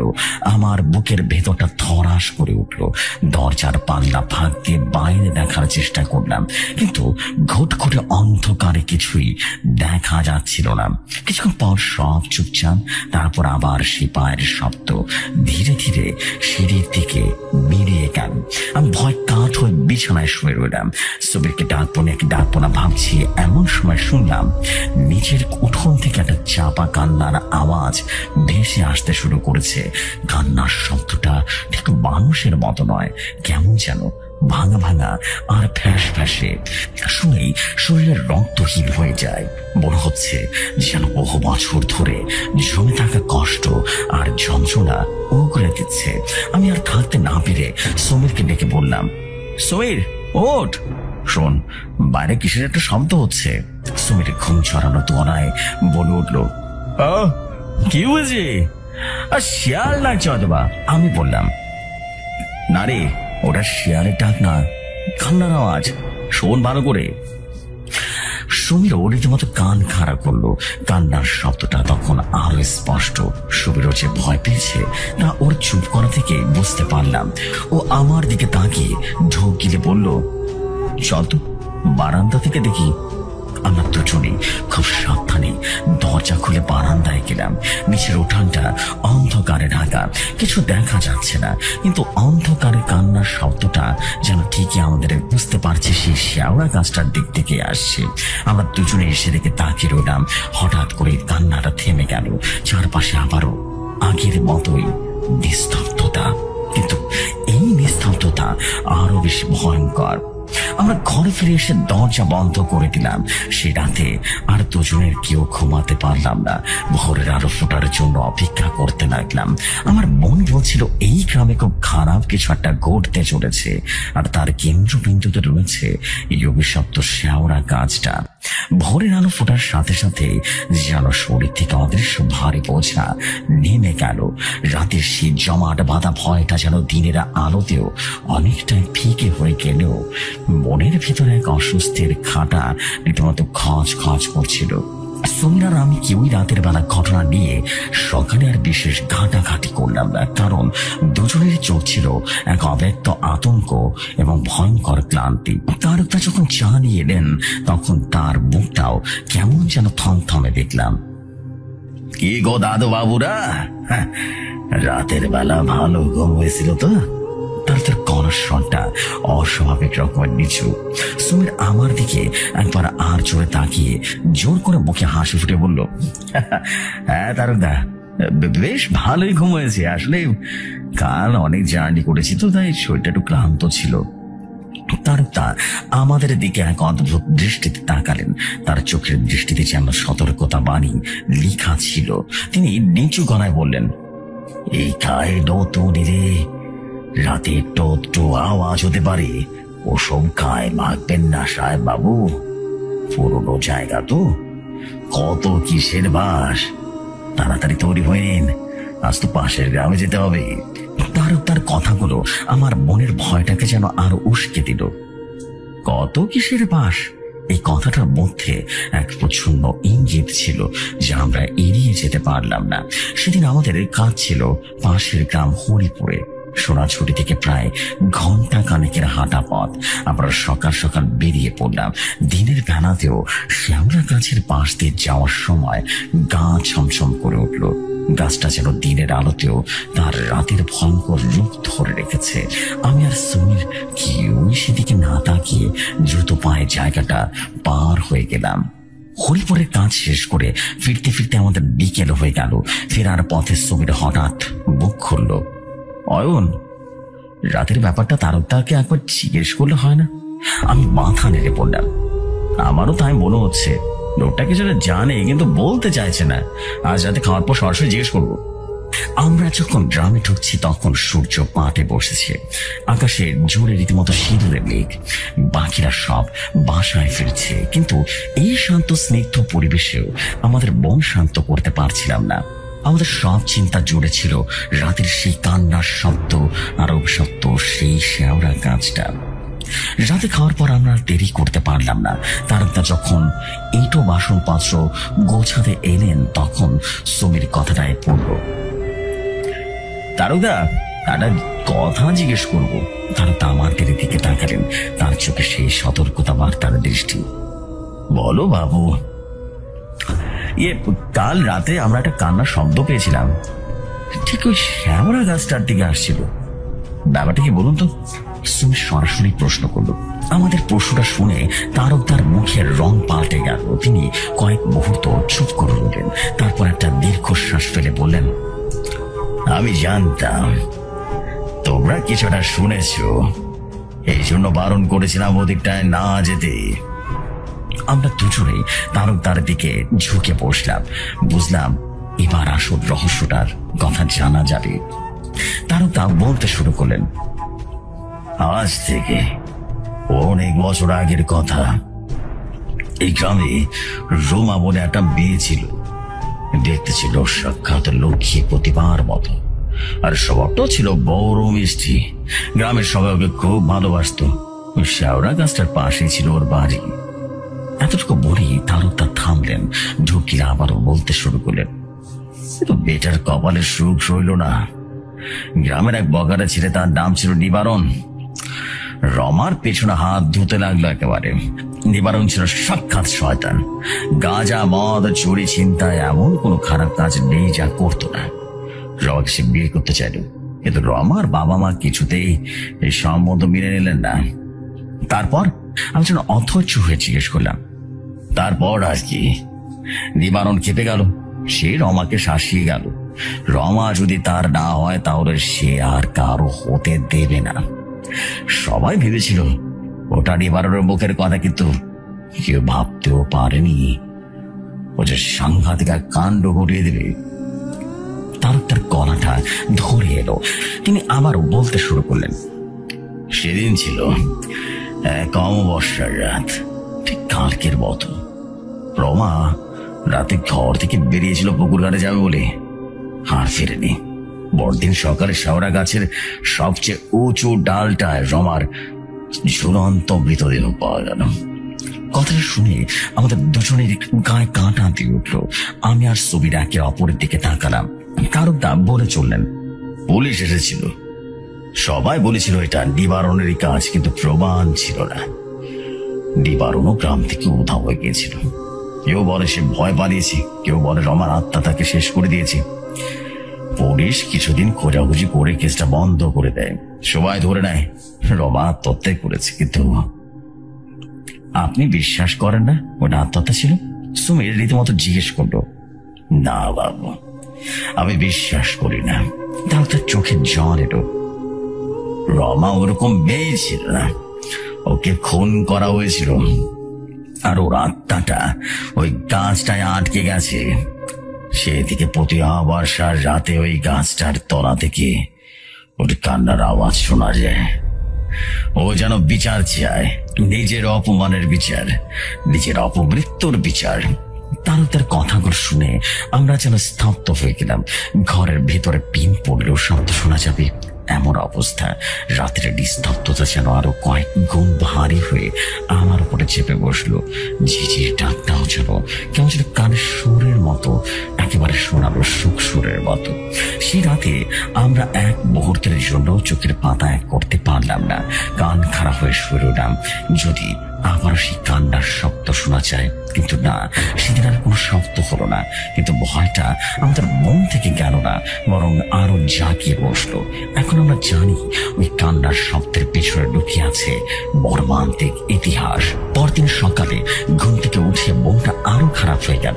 আজ অমাবস্যার রাত, তার মানে আজ রাতে আবারও সে ভয়ঙ্কর ঘটনার পুনরাবৃত্তি হতে পারে। আমি সমীরকে বললাম, আজ রাতে যাই হোক না কেন আমরা ঘর থেকে বেরোবো না, তার কাল সকালে যা করার করবো। সমীরও আমার কথা সায় দিল, কিন্তু ভাগ্য বোধহয় অন্য কিছু চেয়েছিল। দুপুরে খাওয়ার পর সমীর হঠাৎ বলল, আমার ক্যামেরাটা কাজ করছে না রে, কাল রাতে ছবি তোলার সময় হয়তো বা কিছু একটা হয়েছে। আমি একবার গাছটার ওদিকে করে আসি, দিনের বেলা তো কোনো ভয় নেই। আমি ওকে বারণ করলাম, আজ দিনটা ভালো না রে সমীর, যাস না ওদিকে। কিন্তু সমীর আমার কথা শুনলো না। ও বরাবরই একটু অ্যাংরি টাইপের। ক্যামেরাটা হাতে নিয়ে বলল, আরে কিচ্ছু হবে না, এই গেলাম আর এলাম, এত চিন্তা করিস কেন। সমীর রীতিমতো বেরিয়ে গেল। আমি বারান্দায় দাঁড়িয়ে ওর যাওয়ার পথে তাকিয়ে রইলাম। ও মেঠো পথ ধরে হেঁটে সে শেওড়ার গাছটার দিকে এগিয়ে গেল। তারপর গাছটার আড়ালে গিয়ে অদৃশ্য হয়ে গেল। ঘন্টা খানিক কেটে গেল, সমীর ফিরল না। আমার বুকের ভেতরটা ধক ধক করতে শুরু করলো। আরো আধ ঘন্টা কেটে গেল। এবার আমার ভয়টা যেন চরমে উঠলো। আমি আর স্থির থাকতে পারলাম না। তারকদাকে ডেকে বললাম, তারকদা, সমীর তো এখনো ফিরল না, ও তো ওই গাছটার দিকে গিয়েছিল। আমার কথা শুনে তার বুকটা ফ্যাকাশে হয়ে গেল। তিনি কাঁপা কাঁপা গলায় বললেন, সর্বনাশ, আজ অমাবস্যার দুপুর, এই সময়টা ভালো না বুঝলে, চলো গিয়ে দেখি। আমি আর তারকদা প্রায় দৌড়াতে দৌড়াতে সেদিকে ছুটলাম। আমার মনে অজানা আশঙ্কা কাঁপছিল। যত গাছটার কাছাকাছি এগোচ্ছি সে পচা গন্ধটা যেন আরো তীব্র হচ্ছে। গাছটার নিচে পৌঁছে আমরা যা দেখলাম তাতে আমাদের গায়ের তলার মাটি সরে যেতে লাগলো। সমীর মাটিতে পড়ে আছে, ওর শরীরটা বেঁকে আছে, চোখ ধরে যেন ছানা বড়ার মতো রীতিমতো বেরিয়ে এসেছে, আর মুখ দিয়ে গ্যাসলা বেরোচ্ছে। ওর ক্যামেরার পাশে ভাঙা অবস্থায় পড়ে আছে। কিন্তু সবচেয়ে ভয়ঙ্কর দৃশ্যটা ছিল অন্য। সমীরের গলাটা, ওর গলার চারপাশে গভীর দাগ, যেন কেউ সরু দড়ি দিয়ে ওর গলাটা সজোরে পেঁচিয়ে ধরেছিল। আমি সমীর এই বলে চিৎকার দিয়ে ছুটে গেলাম। আর ওর শরীরটা তখনও হালকা গরম, কিন্তু শ্বাস চলছে না। তারকদা ওর নাড়ি ধরে দেখে হতাশ হয়ে গেলেন আর মাথা নাড়লেন। আমরা মাথাটা ঘোরাতে শুরু করলো। আমি বিশ্বাস করতে পারছিলাম না, কয়েক ঘন্টা আগেও যে মানুষটা আমার সাথে কথা বলছিল সে এখন আর নেই। আমার চোখে যেন ওরা গাছটার দিকে চলে গেল। বড় বড় গাছটার ডালপালাগুলো যেন আরো অন্ধকার, আরো ঘন হয়ে উঠেছে। সেই ভাবা ঘড়ির ভেতর থেকে যেন দুটো জঞ্জলের চোখ আমার দিকে তাকিয়ে তাকিয়ে হাসছে। একটা শীতল স্রোত আমার শির তারা দিয়ে বয়ে গেল। আমি বুঝতে পারলাম আমরা এক ভয়ঙ্কর অশুভ শক্তির পাল্লায় পড়েছি। রমার অতিরিক্ত আত্মা শুধু রাতে নয়, তিনিও তার শিকার খোঁজে। আর আজ এই অমাবস্যার দুপুরে সে তার নতুন শিকার খুঁজে পেয়েছে। সূর্য তখন পশ্চিম দিকে ঢলে পড়েছে। চারপাশ জুড়ে এক ভয়ঙ্কর নিস্তব্ধতা। আমার মনে হলো এই নিস্তব্ধতা ভেদ করে যে কোনো মুহূর্তেই আবার সে হাড়হিম করা কান্নার শব্দ ভেসে আসবে। কিন্তু এবার আর কান্না নয়, অথবা ভেসে আসবে এক পৈশাচিক উল্লাসের হাসি। সমীর নিথর দেহের দিকে তাকিয়ে আমার পৃথিবীটা কেমন যেন মুহূর্তে স্তব্ধ হয়ে গেল। আমার কান ভঁ ভঁ করছিল, চারদিকে জগৎটা দুলছিল। তার আর্তনাদ আর গ্রামের লোকজন ছুটে আসার কোলাহল আমার কানে ঢুকছিল, কিন্তু মস্তিষ্ক কিছুই প্রক্রিয়াজাত করতে পারছিল না। আমার চোখের সামনে শুধু ভাসছিল সমীরের বিস্ফারিত চোখ আর গলার সেই বিভৎস কালো দাগটা। একটা তীব্র অপরাধ বোধ আমার ভেতরটাকে কুড়ে কুড়ে খাচ্ছিল। আমি যদি জোর করে ওকে আটকাতাম, যদি ওর 1 কিলোমিটার কাছে হার না মানতাম, গ্রামের লোকজন সাহায্যে সমীরের দেহটা আমাদের ঢাকার সে অভিশপ্ত বাড়ির দিকে নিয়ে আসা হলো। খবর গেল থানায়, খবর গেল আমাদের অফিসে, কলকাতা থেকে সমীরের বাড়ির লোকে খবর দেওয়া হলো। পুরো প্রক্রিয়াটা আমার কাছে একটা দুঃস্বপ্নের মতো মনে হচ্ছিল। আমি যেন একটা ঘোরের মধ্যে ছিলাম, যন্ত্রের মতো সবার নির্দেশ পালন করে যাচ্ছিলাম। পুলিশ এলো, হাজারটা প্রশ্ন করলো। আমি একেবারে যেন বিবর্ণ মুখে যা যা ঘটেছিল সব বললাম। শেওড়া গাছের কথা, রমার গল্পের কথা, রাতে কান্নার সে শব্দের কথা। তাদের কাছে আমার কথাগুলো ছিল একটা ভয় পাওয়া, অপ্রাকৃতস্থ যুবকের পোড়া বা পাগলামি। তারা সুমরের ভাঙা ক্যামেরাটা এভিডেন্স হিসেবে নিয়ে গেল। তাদের যুক্তি ছিল হয়তোবা কোনো দুষ্কৃতির সাথে ধস্তাধস্তি হয়েছে, আর সেই কারণে এমন ঘটনা ঘটেছে। কিন্তু আমি জানতাম সত্যিটা এর চেয়ে অনেক বেশি ভয়াবহ। কোনো মানুষ নয়, এক অচিত্ত প্রতিহিংসা পরণ আত্মা আমার বন্ধুকে ঘিরে নিয়েছে। রাত নামলো, অমাবস্যার রাত। সে রাতকে ঘিরে ছিল আমার সমস্ত আতঙ্ক। সেই রাতটাকে আমার একা রাতে কাটাতে হবে সুমরের নিথর দেহের সাথে এক বাড়িতে। গ্রামে কেউ ভয় এই বাড়ির চোরকাট বাড়াতে রাজি নয়। শুধু তারও তা আমার পাশে থাকার জন্য রয়ে গেলেন, কিন্তু তার নিজের মুখেও এক প্রকার ভয় ছিল। সমাজ আর কার ছিল না। ঘরের এক কোণে চাদরে ঢাকা শরীরের দেহটা পড়ে আছে। আমি চেয়ারে বসে সেই দিকে তাকিয়েছিলাম। ঘরের ভেতরে শুধু একটা হারিকেন জ্বলছে, আর কাঁপা কাঁপা আলোয় দেওয়ালের ছায়াগুলো জীবন্ত হয়ে নাচছিল। আমার মনে হচ্ছিল ছায়াগুলোর মধ্যে কেউ যেন লুকিয়ে আছে। প্রতিটা মুহূর্তে মনে হচ্ছিল এই বুঝি সমীরের উপরে ঢাকা চাদরটা নড়ে উঠবে, এই বুঝি ও উঠে বসে আমার দিকে ছানা ভরা দৃষ্টিতে তাকাবে। মাঝরাত পেরিয়ে গেল, বাইরে নিশুতি রাতের নিস্তব্ধতা। সেই ঝিঝি পোকার ডাকও কেন যেন শোনা যাচ্ছে না।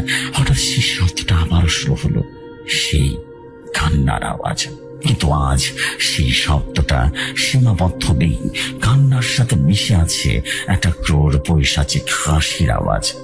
হাসি আর কান্না মিলেমিশে এক বিভৎস ঐক্য টান তৈরি করেছে, যা মানুষের স্নায়ুতন্ত্রকে ছিন্ন ভিন্ন করে দেওয়ার জন্য যথেষ্ট। শব্দটা আসছে সে শেওড়া গাছটার দিক থেকে, কিন্তু মনে হচ্ছে যেন আমাদের এই ঘরের চারপাশে ঘোরপাক খাচ্ছে। তারা তো ভয়ে রাম রাম বলে কানে চাপ ধরেছেন এবং আমার শরীর অসাড় হয়ে আসছিল। আমি চোখ বন্ধ করে ফেললাম। ঠিক তখনই একটা তীব্র ঝাঁকুনিতে পুরো বাড়িটা কেঁপে উঠল। মনে হলো কেউ যেন দোতলার বারান্দায় সজোরে লাফাচ্ছে। ধূপ ধূপ ধূপ ধূপ করে শব্দ হচ্ছে। আমি আর তারকটা ভয়ে একে অপরের দিকে তাকালাম। আমাদের দুজনের চোখে অসম্ভব রকমের ভয়। শব্দটা এবার সিঁড়ি বেয়ে নিচের দিকে নামতে শুরু করলো। ধূপ ধূপ ধূপ ধূপ করে আওয়াজ হলো। প্রতিটা শব্দ যেন আমাদের বুকের উপরে হাতুড়ির ঘা মারছে। শব্দটা ঠিক আমাদের ঘরের দরজার সামনে এসে থেমে গেল। আমরা দুজনে শ্বাস বন্ধ করে দরজার দিকে তাকিয়ে রইলাম। দরজার কপাট খটখটে আঁচড়ানোর শব্দ হলো, যেন কোনো ধারালো লোক দিয়ে কেউ দরজাটা খোলার চেষ্টা করছে।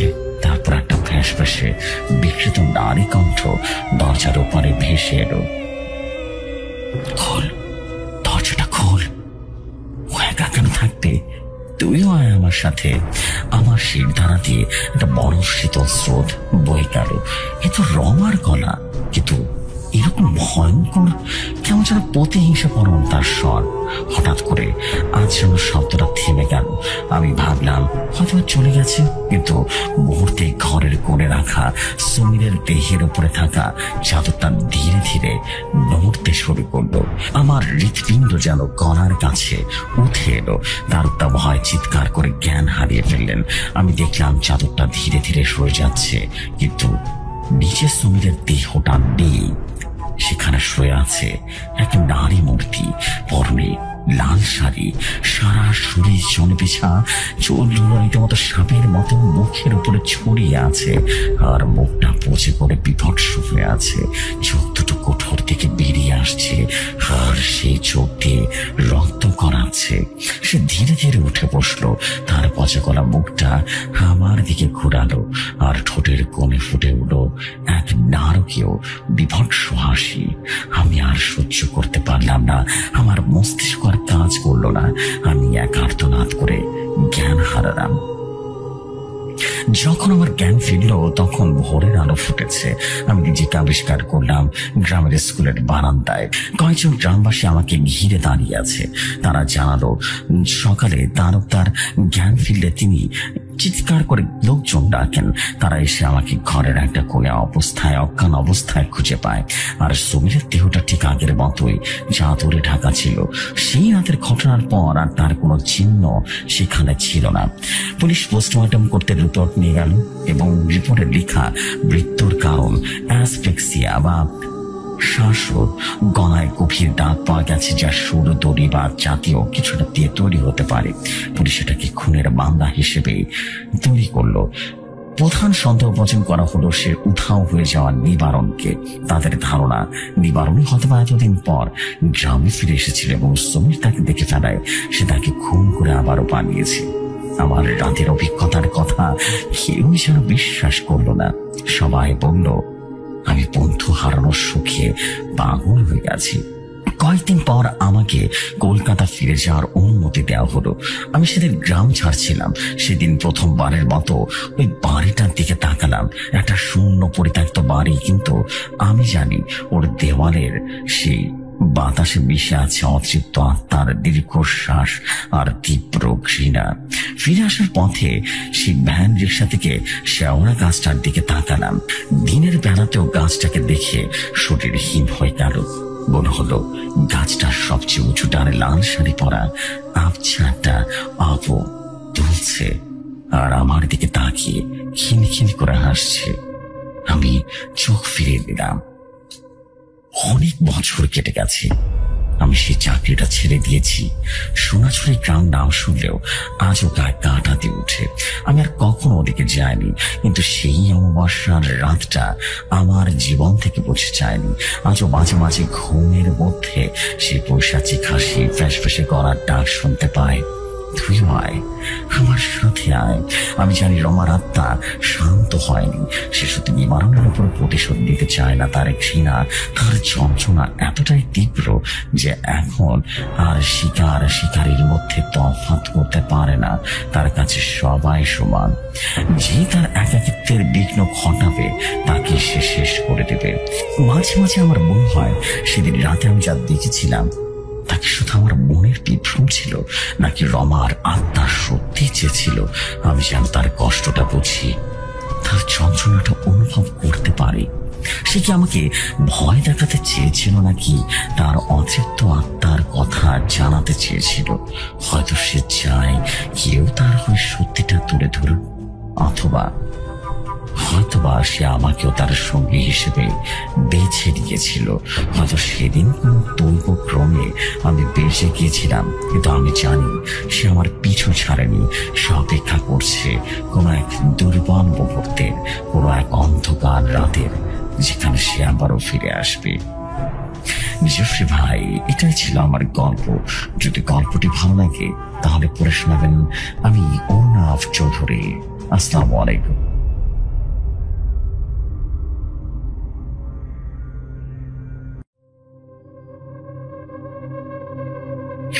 Walaikum assalam, প্রিয় অর্ণব চৌধুরী।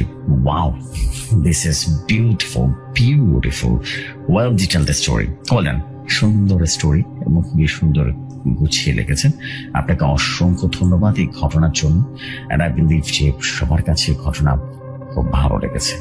আর যদি বেসিক্যালি ভালো লাগে তাহলে ডেফিনেটলি আপনারা কমেন্ট করে জানাবেন। So this is the fact. আমি আর দেরি করবো না। আমি এখন যেটা করবো সেটা হচ্ছে পরবর্তী ঘটনায় চলে যাবো।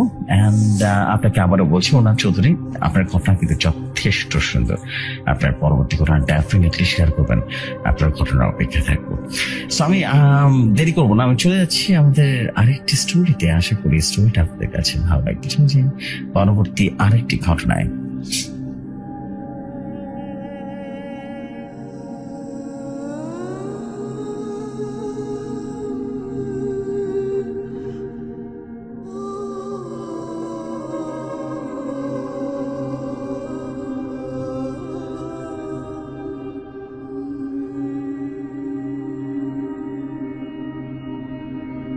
ঘটনাটা আমার কাছে যেভাবে এসেছে আমি সেভাবেই পড়ছি। আদাব জিপসি ভাই, আমার নাম প্রশান্ত। আশা করি আপনি ভালো আছেন। আমিও ভালো আছি। ঘটনা যাওয়ার আগে কিছু কথা বলিনি, গল্পের ভেতরে কারো নাম দিইনি। আপনি নাম বসিয়ে দিবেন, আমি ঘটনায় চলে গেলাম। আমিও আমার 6 বন্ধু মিলে কীর্তন শুনতে গিয়েছিলাম জঙ্গিপাড়া। কীর্তন শুনতে শুনতে অনেক রাত হয়ে গেছে। তখন রাত 12টা বাজে।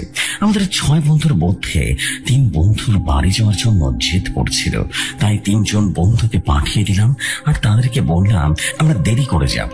তারপর আমরা 3 বন্ধু মিলে কিছুক্ষণ কীর্তন খেলা শোনার পর একটু ঘোরাফেরা করলাম, তারপর বাড়ির দিকে রওনা দিলাম। তখন রাত 2টো বাজে। কীর্তন বাড়ি থেকে আমাদের বাড়ির রাস্তা 2 ঘন্টার মতো সময় লাগে। 3 বন্ধু মিলে হাঁটতে হাঁটতে বাড়ির দিকে রওনা দিলাম।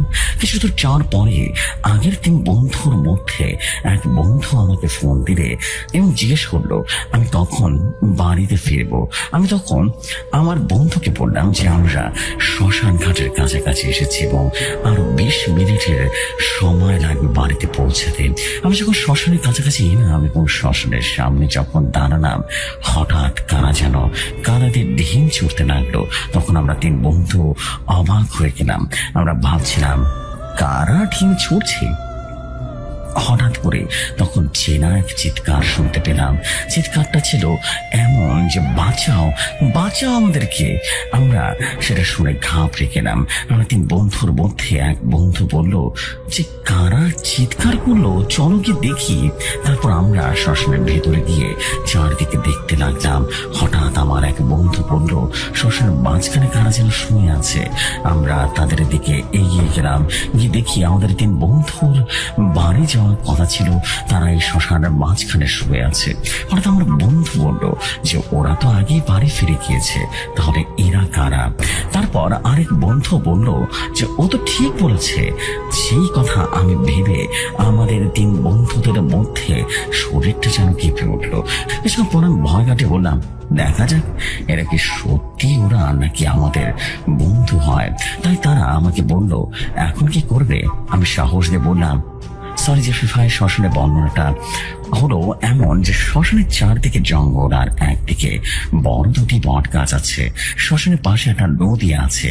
জেফরি ভাই আমি আবারও ঘটনায় চলে যাই। আমি সাহস দিয়ে বললাম যে তারপর আমরা 3 বন্ধু নদীর জল নিয়ে তাদের চোখে মুখে সেটাতে লাগলাম, কিন্তু তাদের জ্ঞান ফিরল না। সেটা দেখে আমাদের ভয় লেগে গেল আর আমি মনে মনে ভাবতে লাগলাম এখন কি করা যায়। হঠাৎ বন্ধুর চোখের দিকে তাকিয়ে দেখলাম সে অনেক ভয় পাচ্ছে। সে অন্য মনস্ক হয়ে এদিকে ওদিকে তাকিয়ে আছে আর যেদিকে তাকিয়ে আছে আমিও সেদিকে তাকিয়ে ভয় পেতে লাগলাম। দেখলাম ওদিকে 2টো বট গাছের মাঝখানে কে যেন দাঁড়িয়ে আছে। তার চেহারাটা এমন যে দেখতে ভয়ঙ্কর যে তার চোখের দিকে তাকালে মনে হবে নরকের দরজা আমি দাঁড়িয়ে আছি, কেননা তার চোখের ভেতর থেকে আগুনের লাভা পড়ছিল। তার মুখের যে বিশ্রী ভয়ঙ্কর হাসি যে মনে হয় আমার রুহটা কেঁপে উঠছে। আমি চোখের পলক ফেলতেই সেটা উধাও হয়ে গেল। তখন আমার বন্ধু বলল যে এখানে থাকাটা ঠিক হবে না। তখন আমি বললাম এদেরকে রেখে যাওয়া যাবে না। তারপর এক বন্ধু বলল যে আমরা 2 জন বেড়ে একজন আরেকজনকে নিয়ে যাই আর একজন পাহারা দিক। তখন আমার বন্ধু বলে উঠল তুই এখানে থাক, আমরা 2 জন একজন করে নিয়ে আসি তাদেরকে। তখন আমি বললাম এখানে একা থাকা সম্ভব নয়, তাই আমি ওদেরকে একেবারে করে নিয়ে যাই আর তোমরা 2 জন এখানে ওদেরকে পাহারা নাও। তারপরে যার ওজন কম তাকে আমি হাঁটতে লাগলাম শ্মশানের বাহিরের দিকে। যখন আমি শ্মশানের বাইরের দিকে গেলাম এবং শ্মশানের সামনে একটা ছোট বাজার আছে, যখন বাজারের ভেতরে আসলাম আমি হতভম্ব হয়ে গেলাম। গোটা বাজারটা অন্ধকার দিয়ে ভরা। তখন আমি ভাবতে লাগলাম একে কোথায় রাখা যাবে। কোনো এক ঘরে আমাকে নিয়ে যেতে চাইছে বাম দিকের রাস্তার দিকে, আর আমার মাথার ভেতর থেকে কি যেন বলছে ডান দিকে চল। আমি আর মনের দিকে চাইলাম না যে আমি সামনের দিকে যেতে চাইবো। ঠিক তখনই এটা সামনেকে দেখি যে একটা রাস্তার পাশে একটা ছোট্ট শিব মন্দির আছে আর আমি মন্দিরের সামনে এগোতে এগোতে লাগলাম। মন্দিরের কাছে গিয়ে তাকে মন্দিরে শুয়ে দিলাম, আর তারপর আমি শ্মশানের দিকে এগিয়ে যেতে লাগলাম। তারপর শ্মশানে গিয়ে অবাক হয়ে গেলাম, আর আমিও ভয় পেতে লাগলাম যে দুই বন্ধু রেখে গেলাম, তারাও অজ্ঞান হয়ে গেছে। তারপর আমি চারপাশে তাকিয়ে দেখলাম শ্মশানে আগের চেয়েও অনেক বেশি ভয়ঙ্কর হয়ে গেছে। তখন আর একটা কথা মনে পড়ে গেল। আমার এক দাদু বলেছিল যে তুই যে কোনো ভূতের খপ্পরে পড়বি তখন এই মন্ত্রটা পাঠ করবি এবং চোখ বন্ধ করে মাটি থেকে 3টা পাথর কুড়িয়ে দিবি। তখন আমি ওই মন্ত্রটা পাঠ করলাম এবং 3টা পাথর কুড়িয়ে নিলাম, আর পাথরটা নিয়ে গোল বৃত্ত করে আমি সহ আমার 4 বন্ধুকে সে বৃত্তের ভেতরেই রাখলাম। তখন শ্মশানটা কেঁপে উঠল, চারপাশে খুব ঝড় যেন হাওয়া দিচ্ছিল, আর মনে হচ্ছিল মৃত্যুর আত্মারা ভয়ঙ্কর চিৎকার করছে, এতটা ভয়ঙ্কর যে আমার জীবন বাইরে চলে যাচ্ছিল। হঠাৎ করে কি যেন বিদ্যুতের গতিতে আমার সামনে এলো। তাকে দেখতে বিচ্ছিরি ভয়ঙ্কর লাগছিল যে তার মুখের পাশে তাকালে মনে হচ্ছিল আমার সামনে সব নরক দাঁড়িয়ে আছে। সে যেন ভারী কণ্ঠে বলল, তোরা কেউ এখান থেকে যেতে পারবি না। তখন আমি আর একটা পাথর তার দিকে ছুঁড়ে মারলাম। তখন সে এতটাই বিকট একটা চিৎকার করে 10 হাত দূরে গিয়ে পড়ে গেল। তখন সে বলে উঠল, তুই কতক্ষণ এভাবে আমাকে আটকাবি? আমার হাত থেকে বাঁচতে পারবি না। কিশোর আমাকে বলছিল, তোর কাছে একটা পাথর আছে, সেই পাথরটা ছুঁড়ে মার। সে কথা শুনে আমি সেই পাথরটা ছুঁড়ে মারবো, ঠিক তখনই আমার মনে হলো যে না, এই পাথর ছুঁড়ে মারবো না, তাহলে আমরা সবাই মারা পড়বো। তখন আমি থেমে গেলাম আর ফোন বার করে দেখলাম যে তখন রাত 4:40 বাজে। আমি মনে মনে পড়ছি আর কিছুক্ষণের মধ্যেই তো ভোরের আজান দেবে। হঠাৎ তখন আমার পেছনের দিক থেকে ভয়ঙ্কর একটা অবয়ব বলে উঠলো যে বৃদ্ধ থেকে বাইরে বেরিয়ে আয়। আমি তোর মুখের দিকে তাকিয়ে ভয় পেয়ে বেহুশ হয়ে গেলাম। কতক্ষণ বেহুশ হয়েছিলাম তা জানি না, তবে আজানের শব্দ শুনে আমার সবার ঘুম ভেঙে গেল। আমরা তখন আমার বড় ভাইয়ের বন্ধুর বাসার দিকে রওনা দিলাম। শ্মশান থেকে তার বাড়ি 5 মিনিটের মতো সময় লাগে। তার বাড়ির সামনে গিয়ে ডাক দিলাম, বড় ভাই। সে দরজাটা খুলে দিতে বলল যে তোরা কালকে রাতে বাড়ি যাসনি? আমি বললাম না। তারপর বড় ভাই রুমে গিয়ে শুয়ে পড়লাম আর সবাই ঘুমিয়ে পড়লাম। হঠাৎ বড় ভাইয়ের কণ্ঠস্বর শুনে আমি একাই ঘুম থেকে উঠলাম। আমি ঘুম থেকে উঠে ফ্রেশ হতে গেলাম। তখন আমার এক বন্ধুর চিৎকার শুনে ঘরের দিকে ছুটে গেলাম। গিয়ে দেখি তারা ঘুম থেকে উঠে পড়েছে এবং তাদের সে বড় ভাইও আছে এবং তাদেরকে জিজ্ঞেস করছে যে কেন চিৎকার করলি? তখন সে বলল, একটা ভয়ঙ্কর স্বপ্ন দেখেছি। সেই কথাটা বড় ভাইয়ের মা শুনতে পেল এবং বলল যে শ্মশানের ওদিকে দিয়ে এসেছিস, তাই হয়তো খারাপ স্বপ্ন দেখেছিস। তখন বড় ভাইয়ের মা কোথা থেকে যেন জলপড়া নিয়ে এলো এবং সবাইকে জলপড়া দিল। তারা সবাই খেলো, আমি খাইনি। হঠাৎ তখন আমাদের ঘুম পাচ্ছে। তখন আমরা সবাই রীতিমতো বেহুশ হয়ে গেলাম। আমি ঘুমের মধ্যে একটা স্বপ্ন দেখলাম, আমাকে কে যেন বলছে আজকের পাথরের জন্য বেঁচে গেলি, এবং ঘুম ভেঙে গেল। তখন আমরা সবাই অবাক হয়ে গেলাম যে আমরা তো শ্মশানের মাঝখানে শুয়ে আছি। আমরা সবাই অশান্ত থেকে দূরে বাইরে চলে আসলাম। তারপর আমার যে বন্ধু মন্দিরের ভিতরে রেখেছি সেই বন্ধুর কাছে গেলাম এবং তার জ্ঞান ফেরালাম। সবাই বাসায় এলাম এবং সবাই বিকেলবেলা একসাথে হলাম। তারপর আমার দাদুর কাছে চলে গেলাম। তখন দাদুকে সমস্ত ঘটনা করে বললাম। সেগুলো শুনে দাদু আমার 5 বন্ধুর জলপনা দিল আর আমাকে বলল, তোর কাছে যেটা পাথর আছে সে পাথরটা আমাকে দে। আমি পাথরটা দাদুকে দিলাম। দাদু আমাকে একটা তাবিজ দিল আর বললো যে আর কোনো সমস্যা হবে না, তোরা সবাই বাড়িতে চলে যায়। আমরা সবাই বাড়িতে চলে এলাম। তারপর আর আমাদের সাথে সমস্যা হয়নি। ঘটনা যদি সিলেক্টেড হয় জেফরি ভাই অবশ্যই শেয়ার করে দিবেন এবং জানাবেন কততম এপিসোডে শেয়ার করবেন। ভালো থাকবেন জেফরি ভাই। এবং আমি প্রশান্ত দেব বলছিলাম, এটা একটা বাস্তব ঘটনা ছিল। থ্যাংক ইউ সো মাচ প্রশান্ত দেব ভাই আপনার স্টোরির জন্য। আশা করছি আপনার স্টোরি সবার কাছে ভালো লেগেছে। স্টোরি বেশ সুন্দর ছিল, বলবো ইটস গুড স্টোরি, এবং আপনাকে অনেক অনেক অভিবাদন। আপনার স্টোরি শেয়ার হয়ে গেল, আপনার পরবর্তী ঘটনাও ইনশাআল্লাহ শেয়ার হয়ে যাবে। আপনি ঘটনা যত তাড়াতাড়ি পারেন শেয়ার করবেন। আমাদের ব্যাপারটা হচ্ছে যত তাড়াতাড়ি শেয়ার করবেন তত তাড়াতাড়ি আমি চেষ্টা করবো সেটা মানে লিস্টেড করতে। আনলিস্টেড হয়ে গেলেই আপনার স্টোরি শেয়ার হয়ে যাবে। সো এই আর কি বিষয়টা, আশা করছি বুঝতে পেরেছেন। আমরা চলে যাচ্ছি পরবর্তী ঘটনা, এবং যার আগে বলবো আপনারা অনেক বেশি কমেন্ট করবেন। আপনাদের কিন্তু কমেন্টের অপেক্ষায় আমি সবসময় বসে থাকি। আপনাদের দারুণ দারুণ সব কমেন্ট আমি চাই, এবং যত পারেন শেয়ার করে দেবেন। তাহলে যেটা হবে যে আপনাদের মাধ্যমে অনেক মানুষের কাছে আমাদের কথাগুলো পৌঁছে যাবে। আমি চাই যে প্রতি রাতেই মানুষ মানে যেহেতু আমরা এখন 2 লক্ষ সাবস্ক্রাইবার, আমি চাই যে প্রতি রাতে মানুষ মিনিমাম 5 থেকে 6 হাজার মানুষ একসাথে পুরো ভিউ করুক। সো এটা দেখতে চাই। সো আপনাদের জন্য এই জন্য বলবো যে আপনারা যতটা পারবেন শেয়ার করে দেবেন। এতে করে যেটা হবে যে আমরা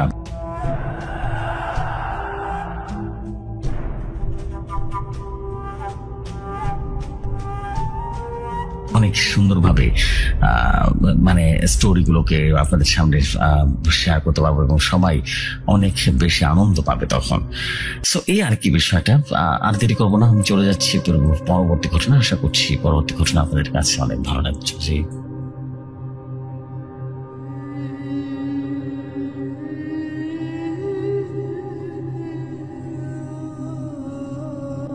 ঘটনাটা আমার কাছে যেভাবে এসেছে আমি সেভাবেই পড়ছি। আসসালামু আলাইকুম রহমতুল্লাহি বারাকাতুহু। আশা করি আল্লাহর অশেষ রহমতে আপনি এবং আপনার পরিবারের সকলেই ভালো আছেন। আমি মোহাম্মদ জাহাঙ্গীর মোহাম্মদী, জামালপুর জেলা দেওয়ানগঞ্জ থানার কোন একটি গ্রাম থেকে বলছি। আজ আমি যে ঘটনাটি আপনাদের সামনে শেয়ার করব, সেই ঘটনাটি হলো কিভাবে দুজন জিনের সাথে বন্ধুত্ব করলাম। চলুন বেশি কথা না বাড়িয়ে ঘটনা শোনা যায়। ঘটনাটি ঘটে 2022 সালের এপ্রিল মাসের কোনো এক রাতে। আমি সেদিন এশার নামাজ পড়ে বাসায় এসে কিছুক্ষণ কোরআন তালাত করে ঘুমিয়ে পড়ি। হঠাৎ করে ঘুমের ঘরেই বুঝতে পারি ঘরটি আগরবাতির সুঘ্রাণে ভরে আছে। ঘরটি শীতল এবং থমথমে ভারী হয়ে উঠল। হঠাৎ করে কেউ একজন বলছেন, জাহাঙ্গীর বাবা তাকিয়ে দেখো, আমি তোমার সামনে। এভাবে আরো কিছুক্ষণ ডাক শুনতে পেলাম। তারপর হঠাৎ করে আমার ঘুমটা ভেঙে যায়। তারপর আমি যা দেখি তা দেখবার জন্য মোটেই প্রস্তুত ছিলাম না। দেখতে পেলাম জুব্বা পরিহিত সুদর্শন একটি অবক দাঁড়িয়ে আছে, কিন্তু আমি তার মুখ স্পষ্ট দেখতে পাচ্ছি না। তারপর আমি ভয় ভয়ে জিজ্ঞেস করলাম, কে কে আপনি? আমি আপনাকে তো স্পষ্ট দেখতে পাচ্ছি না, কেন? কে আপনি? তারপর সে অবকটা বলল, ভয় পেও না বাবা, তুমি 7 বার আস্তাগফিরুল্লাহ, 7 বার ইয়ান পড়ে 2 আঙ্গুলে ফু দিয়ে দাও 2 চোখে, বৃদ্ধ আঙ্গুলে 3 বার বসিয়ে দাও, তাহলে আমাকে স্পষ্ট দেখতে পাবে। তারপর আমি দোয়াগুলো পড়ে 2 বার 2 চোখে আঙ্গুল ঘষে অবকটির দিকে তাকালাম। তারপর আমি যা দেখতে পেলাম অবাক হয়ে গেলাম। দেখলাম আমার জন্মদাতা পিতা দাঁড়িয়ে আছে। তাকে দেখে আমার 2 চোখটা রীতিমতো পানি গড়িয়ে পড়লো। তখন আমি কান্না করতে করতে বাবাকে বললাম, বাবা তুমি বেঁচে আছো? অনেকদিন পর তোমাকে দেখলাম, তুমি কেমন আছো বাবা? তুমি কোথায় ছিলে এতদিন? বাবা আমাকে বলল, জাহাঙ্গীর সত্যি বলতে আমি তোমার জন্মদাতা পিতা নই, আমি তোমার বাবার সাথে থাকা কারিম জিন। আমি তোমার কাছে কেন এসেছি তা আমি তোমাকে অবশ্যই একদিন বলবো। তার আগে আমি যা বলি তা মনোযোগ সহকারে শুনো। আমি তোমার মধ্যে তোমার মনের সকল কথাই জানি বাবা। আমি জানি তুই ছোটবেলা থেকে কবিরাজি শিখতে চাও, অনেক জায়গায় অনেক কবিরাজের কাছে গিয়েছো শিক্ষা অর্জন করবার জন্য, কিন্তু কোনো জায়গা থেকে সেভাবে কিছু শিখতে পারোনি। তাই আজ থেকে আমি তোমাকে সকল কবিরাজি বিদ্যা শেখাবো, সকল তন্ত্র মন্ত্র দোয়া কালাম আমি শিখিয়ে দেব। আমি হলাম আজ থেকে তোমার ওস্তাদ, তোমার মৃত্যুর আগ পর্যন্ত তোমার সাথে থাকবো, তোমাকে দেখে রাখবো ইনশাআল্লাহ। তখন আমি বললাম, ঠিক আছে বাবা, তাহলে আজকে থেকে তুমি আমার ওস্তাদ।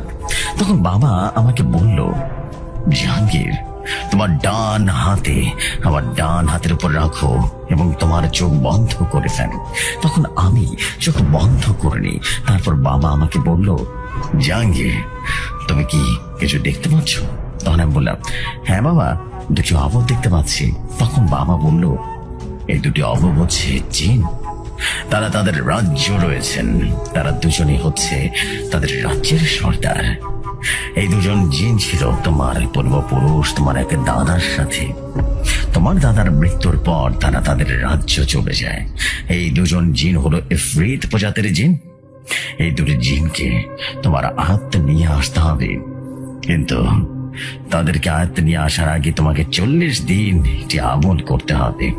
আমি তোমাকে আমলটা শিখিয়ে দিচ্ছি, নিয়মগুলো বলে দিচ্ছি বাবা। তোমার আমল শেষ হবার পর আমি আবারও তোমার কাছে আসবো।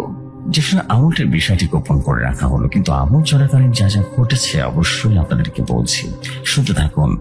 আমল চলাকালীন এবং সাধনা চলাকালীন কি কি ঘটেছে আমার সাথে। তারপর বাবার দেশের নিয়ম অনুযায়ী শনিবার দিন জায়নামাজ, কাফনের কাপড়, 7 মসজিদের পানি, 7 ঘাটের পানি, আতপ চাল, ধূপ এবং লোবাং, চন্দ্র, আগরবাতি এবং 7 কেজি বাতাসা সংগ্রহ করে নি। তারপর ঈশার নামাজ শেষ করে সকল সরঞ্জাম এটি পুটলি বেঁধে রওনা দিলাম। বাবার দেওয়ার নিয়ম অনুসরণ করে নদীর চরে, যেখানে কোনো লোকজন যায় না, এমন একটা নির্দিষ্ট জায়গা খুঁজে নিলাম যেখানে আমি টানা 40 দিন আমল করতে পারবো। তারপর আমি মসজিদের পানি এবং নদীর পানি একসাথে করে গোসল করে নিলাম এবং উজু করে নিলাম। তারপর কাফনের কাপড় পরে জায়নামাজটা বিছিয়ে নিলাম এবং আসন করে বসে পড়লাম। তারপর বাবার শিখিয়ে দেওয়া নিয়ম অনুযায়ী শরীরটা বন্ধ করে নিই।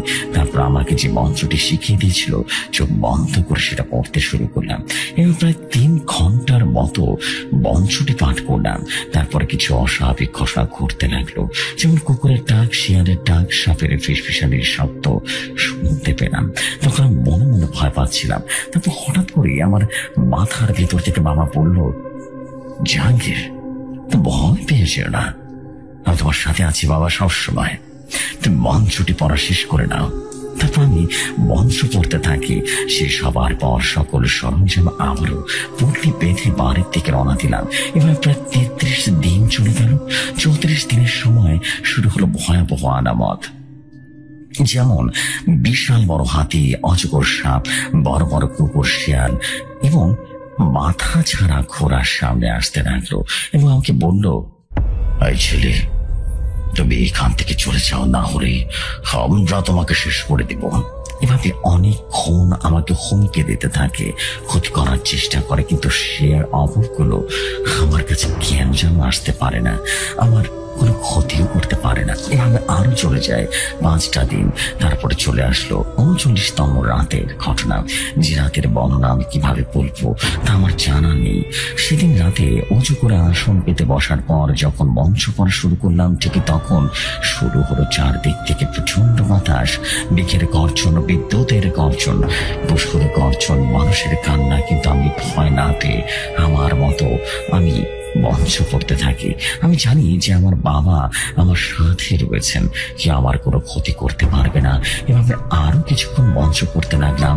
হঠাৎ করে দেখতে পেলাম কয়েকটা অবক আমার বাবাকে শিকল দিয়ে বেঁধে টেনে হেঁচড়ে আমার সামনে নিয়ে আসলো। তারপর সে অবকরা আমাকে বলল, ওই ছেলে, এই অবল করা বন্ধ কর, তা না হলে আমরা তোর বাবাকে মেরে ফেলবো। তখন আমি সেই অবকগুলোকে বললাম, ঠিক আছে, আমি আমার বন্ধ করে দিচ্ছি, আপনারা আমার বাবাকে ছেড়ে দিন। আমি এখান থেকে বাড়ি ফিরে যাচ্ছি, আমার বাবাকে আপনারা ছেড়ে দিন দয়া করে। তখন আমি আসন থেকে উঠে যাই। যখন বাইরে পা ফেলবো ঠিক তখনই আমার মাথার ভেতর থেকে আমার বাবা বলে উঠলো, জাহাঙ্গীর, তুমি কি করছো? ওটা আমি নই। তুমি আসনের বাইরে বহলেও পা রাখবে না, বাইরে গেলে ওরা তোমাকে মেরে ফেলবে। তুমি যাকে দেখতে পাচ্ছ ওটা হলো একটা শয়তান জিন, আমার রূপ ধরে তোমার সামনে রয়েছে।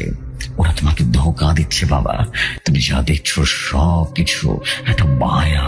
তুমি ভয় না পেয়ে আমল চালিয়ে যাও। আমি আবার মন স্থির করে আমল চালিয়ে যেতে লাগলাম। এভাবে আরো কিছুক্ষণ আমল চালিয়ে যাওয়ার পর আবারও দেখতে পেলাম কয়েকটা অবক আবারও আমাকে উল্টো করে ধরে রেখেছে এবং অবকরা বিশাল বড় তালোয়ার দিয়ে আমার সারা শরীরে কোপ দিচ্ছে। আর তার কিছুক্ষণ পর আমার ঘাড় থেকে মাথাটা আলাদা করে দেওয়া হলো। এটা দেখে আমি ভীষণ ভয় পেয়ে যাই এবং আমার চোখ দুটো খুলে ফেলি। চোখ খোলার পর দেখতে পাই সে অপগুলো তখনও দাঁড়িয়ে আছে। তখন সে অপগুলোর ভেতর থেকে একটা অপপ হাসতে লাগলো আর আমাকে বলল, এই ছেলে, তুই যদি আমল বন্ধ না করিস আমরা তোকে ঠিকই ভাবে মেরে ফেলবো, তোর বংশকে নির্বংশ করে ফেলবো।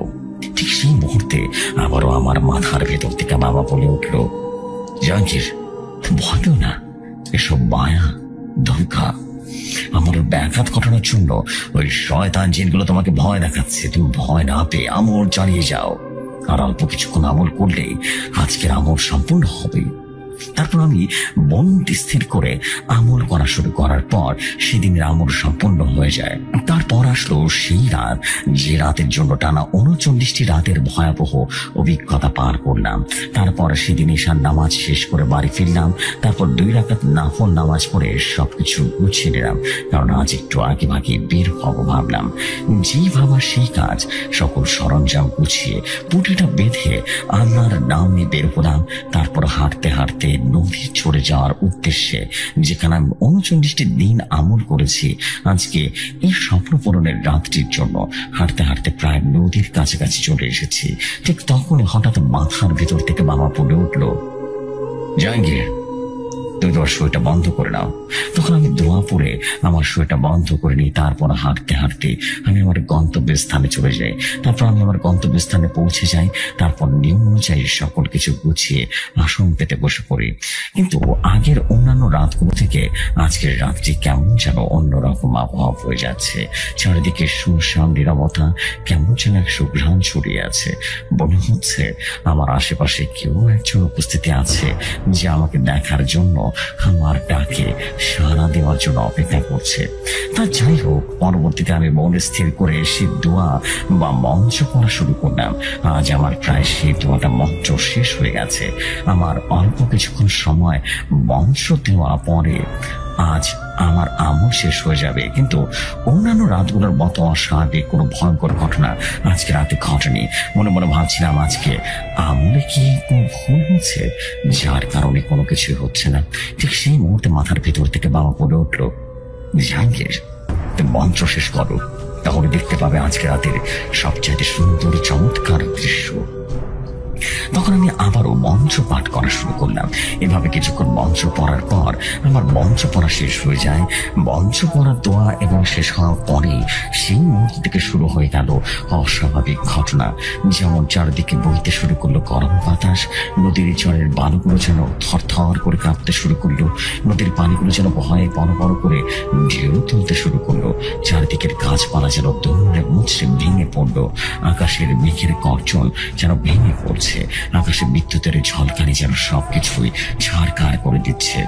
শয়তান জিন পরিগুলো যেন ভয়ের চোটে মাটি ফেটে পালিয়ে যাচ্ছে। পুরো পৃথিবীটার আকাশ মণ্ডলী সহ যেন ভূমিকম্পের মতো থরথর করে কাঁপছে। মনে হচ্ছিল যেন এই মুহূর্তে কিয়ামত শুরু হয়ে গেছে। কিভাবে বলে বোঝাবো, আমি তার ভাষা খুঁজে পাচ্ছি না। ঠিক তার কিছুক্ষণ পর আবারও সবকিছুই আগের মতো স্বাভাবিক হয়ে গেল এবং চারদিকে আলোয় আলোয় আলোকিত হয়ে গেল। পুরো পৃথিবীটা যেন সুঘ্রাণে ছড়িয়ে পড়ল। সুঘ্রাণ আমার শরীরটা স্থির হয়ে উঠল, আমার চোখ দুটো বন্ধ হয়ে গেল। ঠিক তখনই দেখতে পেলাম আকাশ থেকে বিশাল বড় এক ঘোড়ার গাড়িতে করে দুটো আবম আমার দিকে এগিয়ে আসছে। আহা, কি সুন্দর তাদের চেহারা! আল্লাহ যে কত যত্ন করে তাদেরকে বানিয়েছেন। কিছুক্ষণের মধ্যে সে আবমগুলো আমার সামনে এসে পড়ল, আমাকে সুন্দর কণ্ঠে সালাম দিল। তখন আমি তাদের সালামের জবাব দিলাম। আমিও তাদেরকে উদ্দেশ্য করে জানালাম এবং বললাম, আপনাদের জন্য অল্প কিছু হাদিয়ার আয়োজন করেছি, এগুলো নিলে অনেক খুশি হব। তখন সেই আবম দুটো হাদিয়া গ্রহণ করলো এবং বলল, আমরা দুজনে তোমার হাদিয়া পেয়ে অনেক খুশি হলাম। এবার বলো, বিনিময় তুমি কি চাও? তুমি যা চাইবে তাই দেব। তখন আমি বললাম, আমি চাই আপনারা দুজন আমার সাথে সারা রাত জীবন থাকেন, সকল বিপদ আপদে আমার সাথে থাকবেন। তখন সে দুজন অবাক বলল, ঠিক আছে, আমরা তোমার পাশে থাকবো, সারাটা জীবন তোমাকে তোমার বিপদ আপদে সহযোগিতা করবো ইনশাআল্লাহ। তখন আমি বললাম, আপনাদের কিভাবে স্মরণ করব? তখন আপনাদের পরিচয় জানতে পারি? তখন শাহপুরটার মধ্য থেকে একজন বলে উঠল, আমার নাম ইয়াহিয়া, আর আমার পাশে যাকে দেখতে পাচ্ছ এ হচ্ছে আমার ছোট ভাই আবু রায়হান। আমরা এই ফ্রিত প্রজাতির জিন।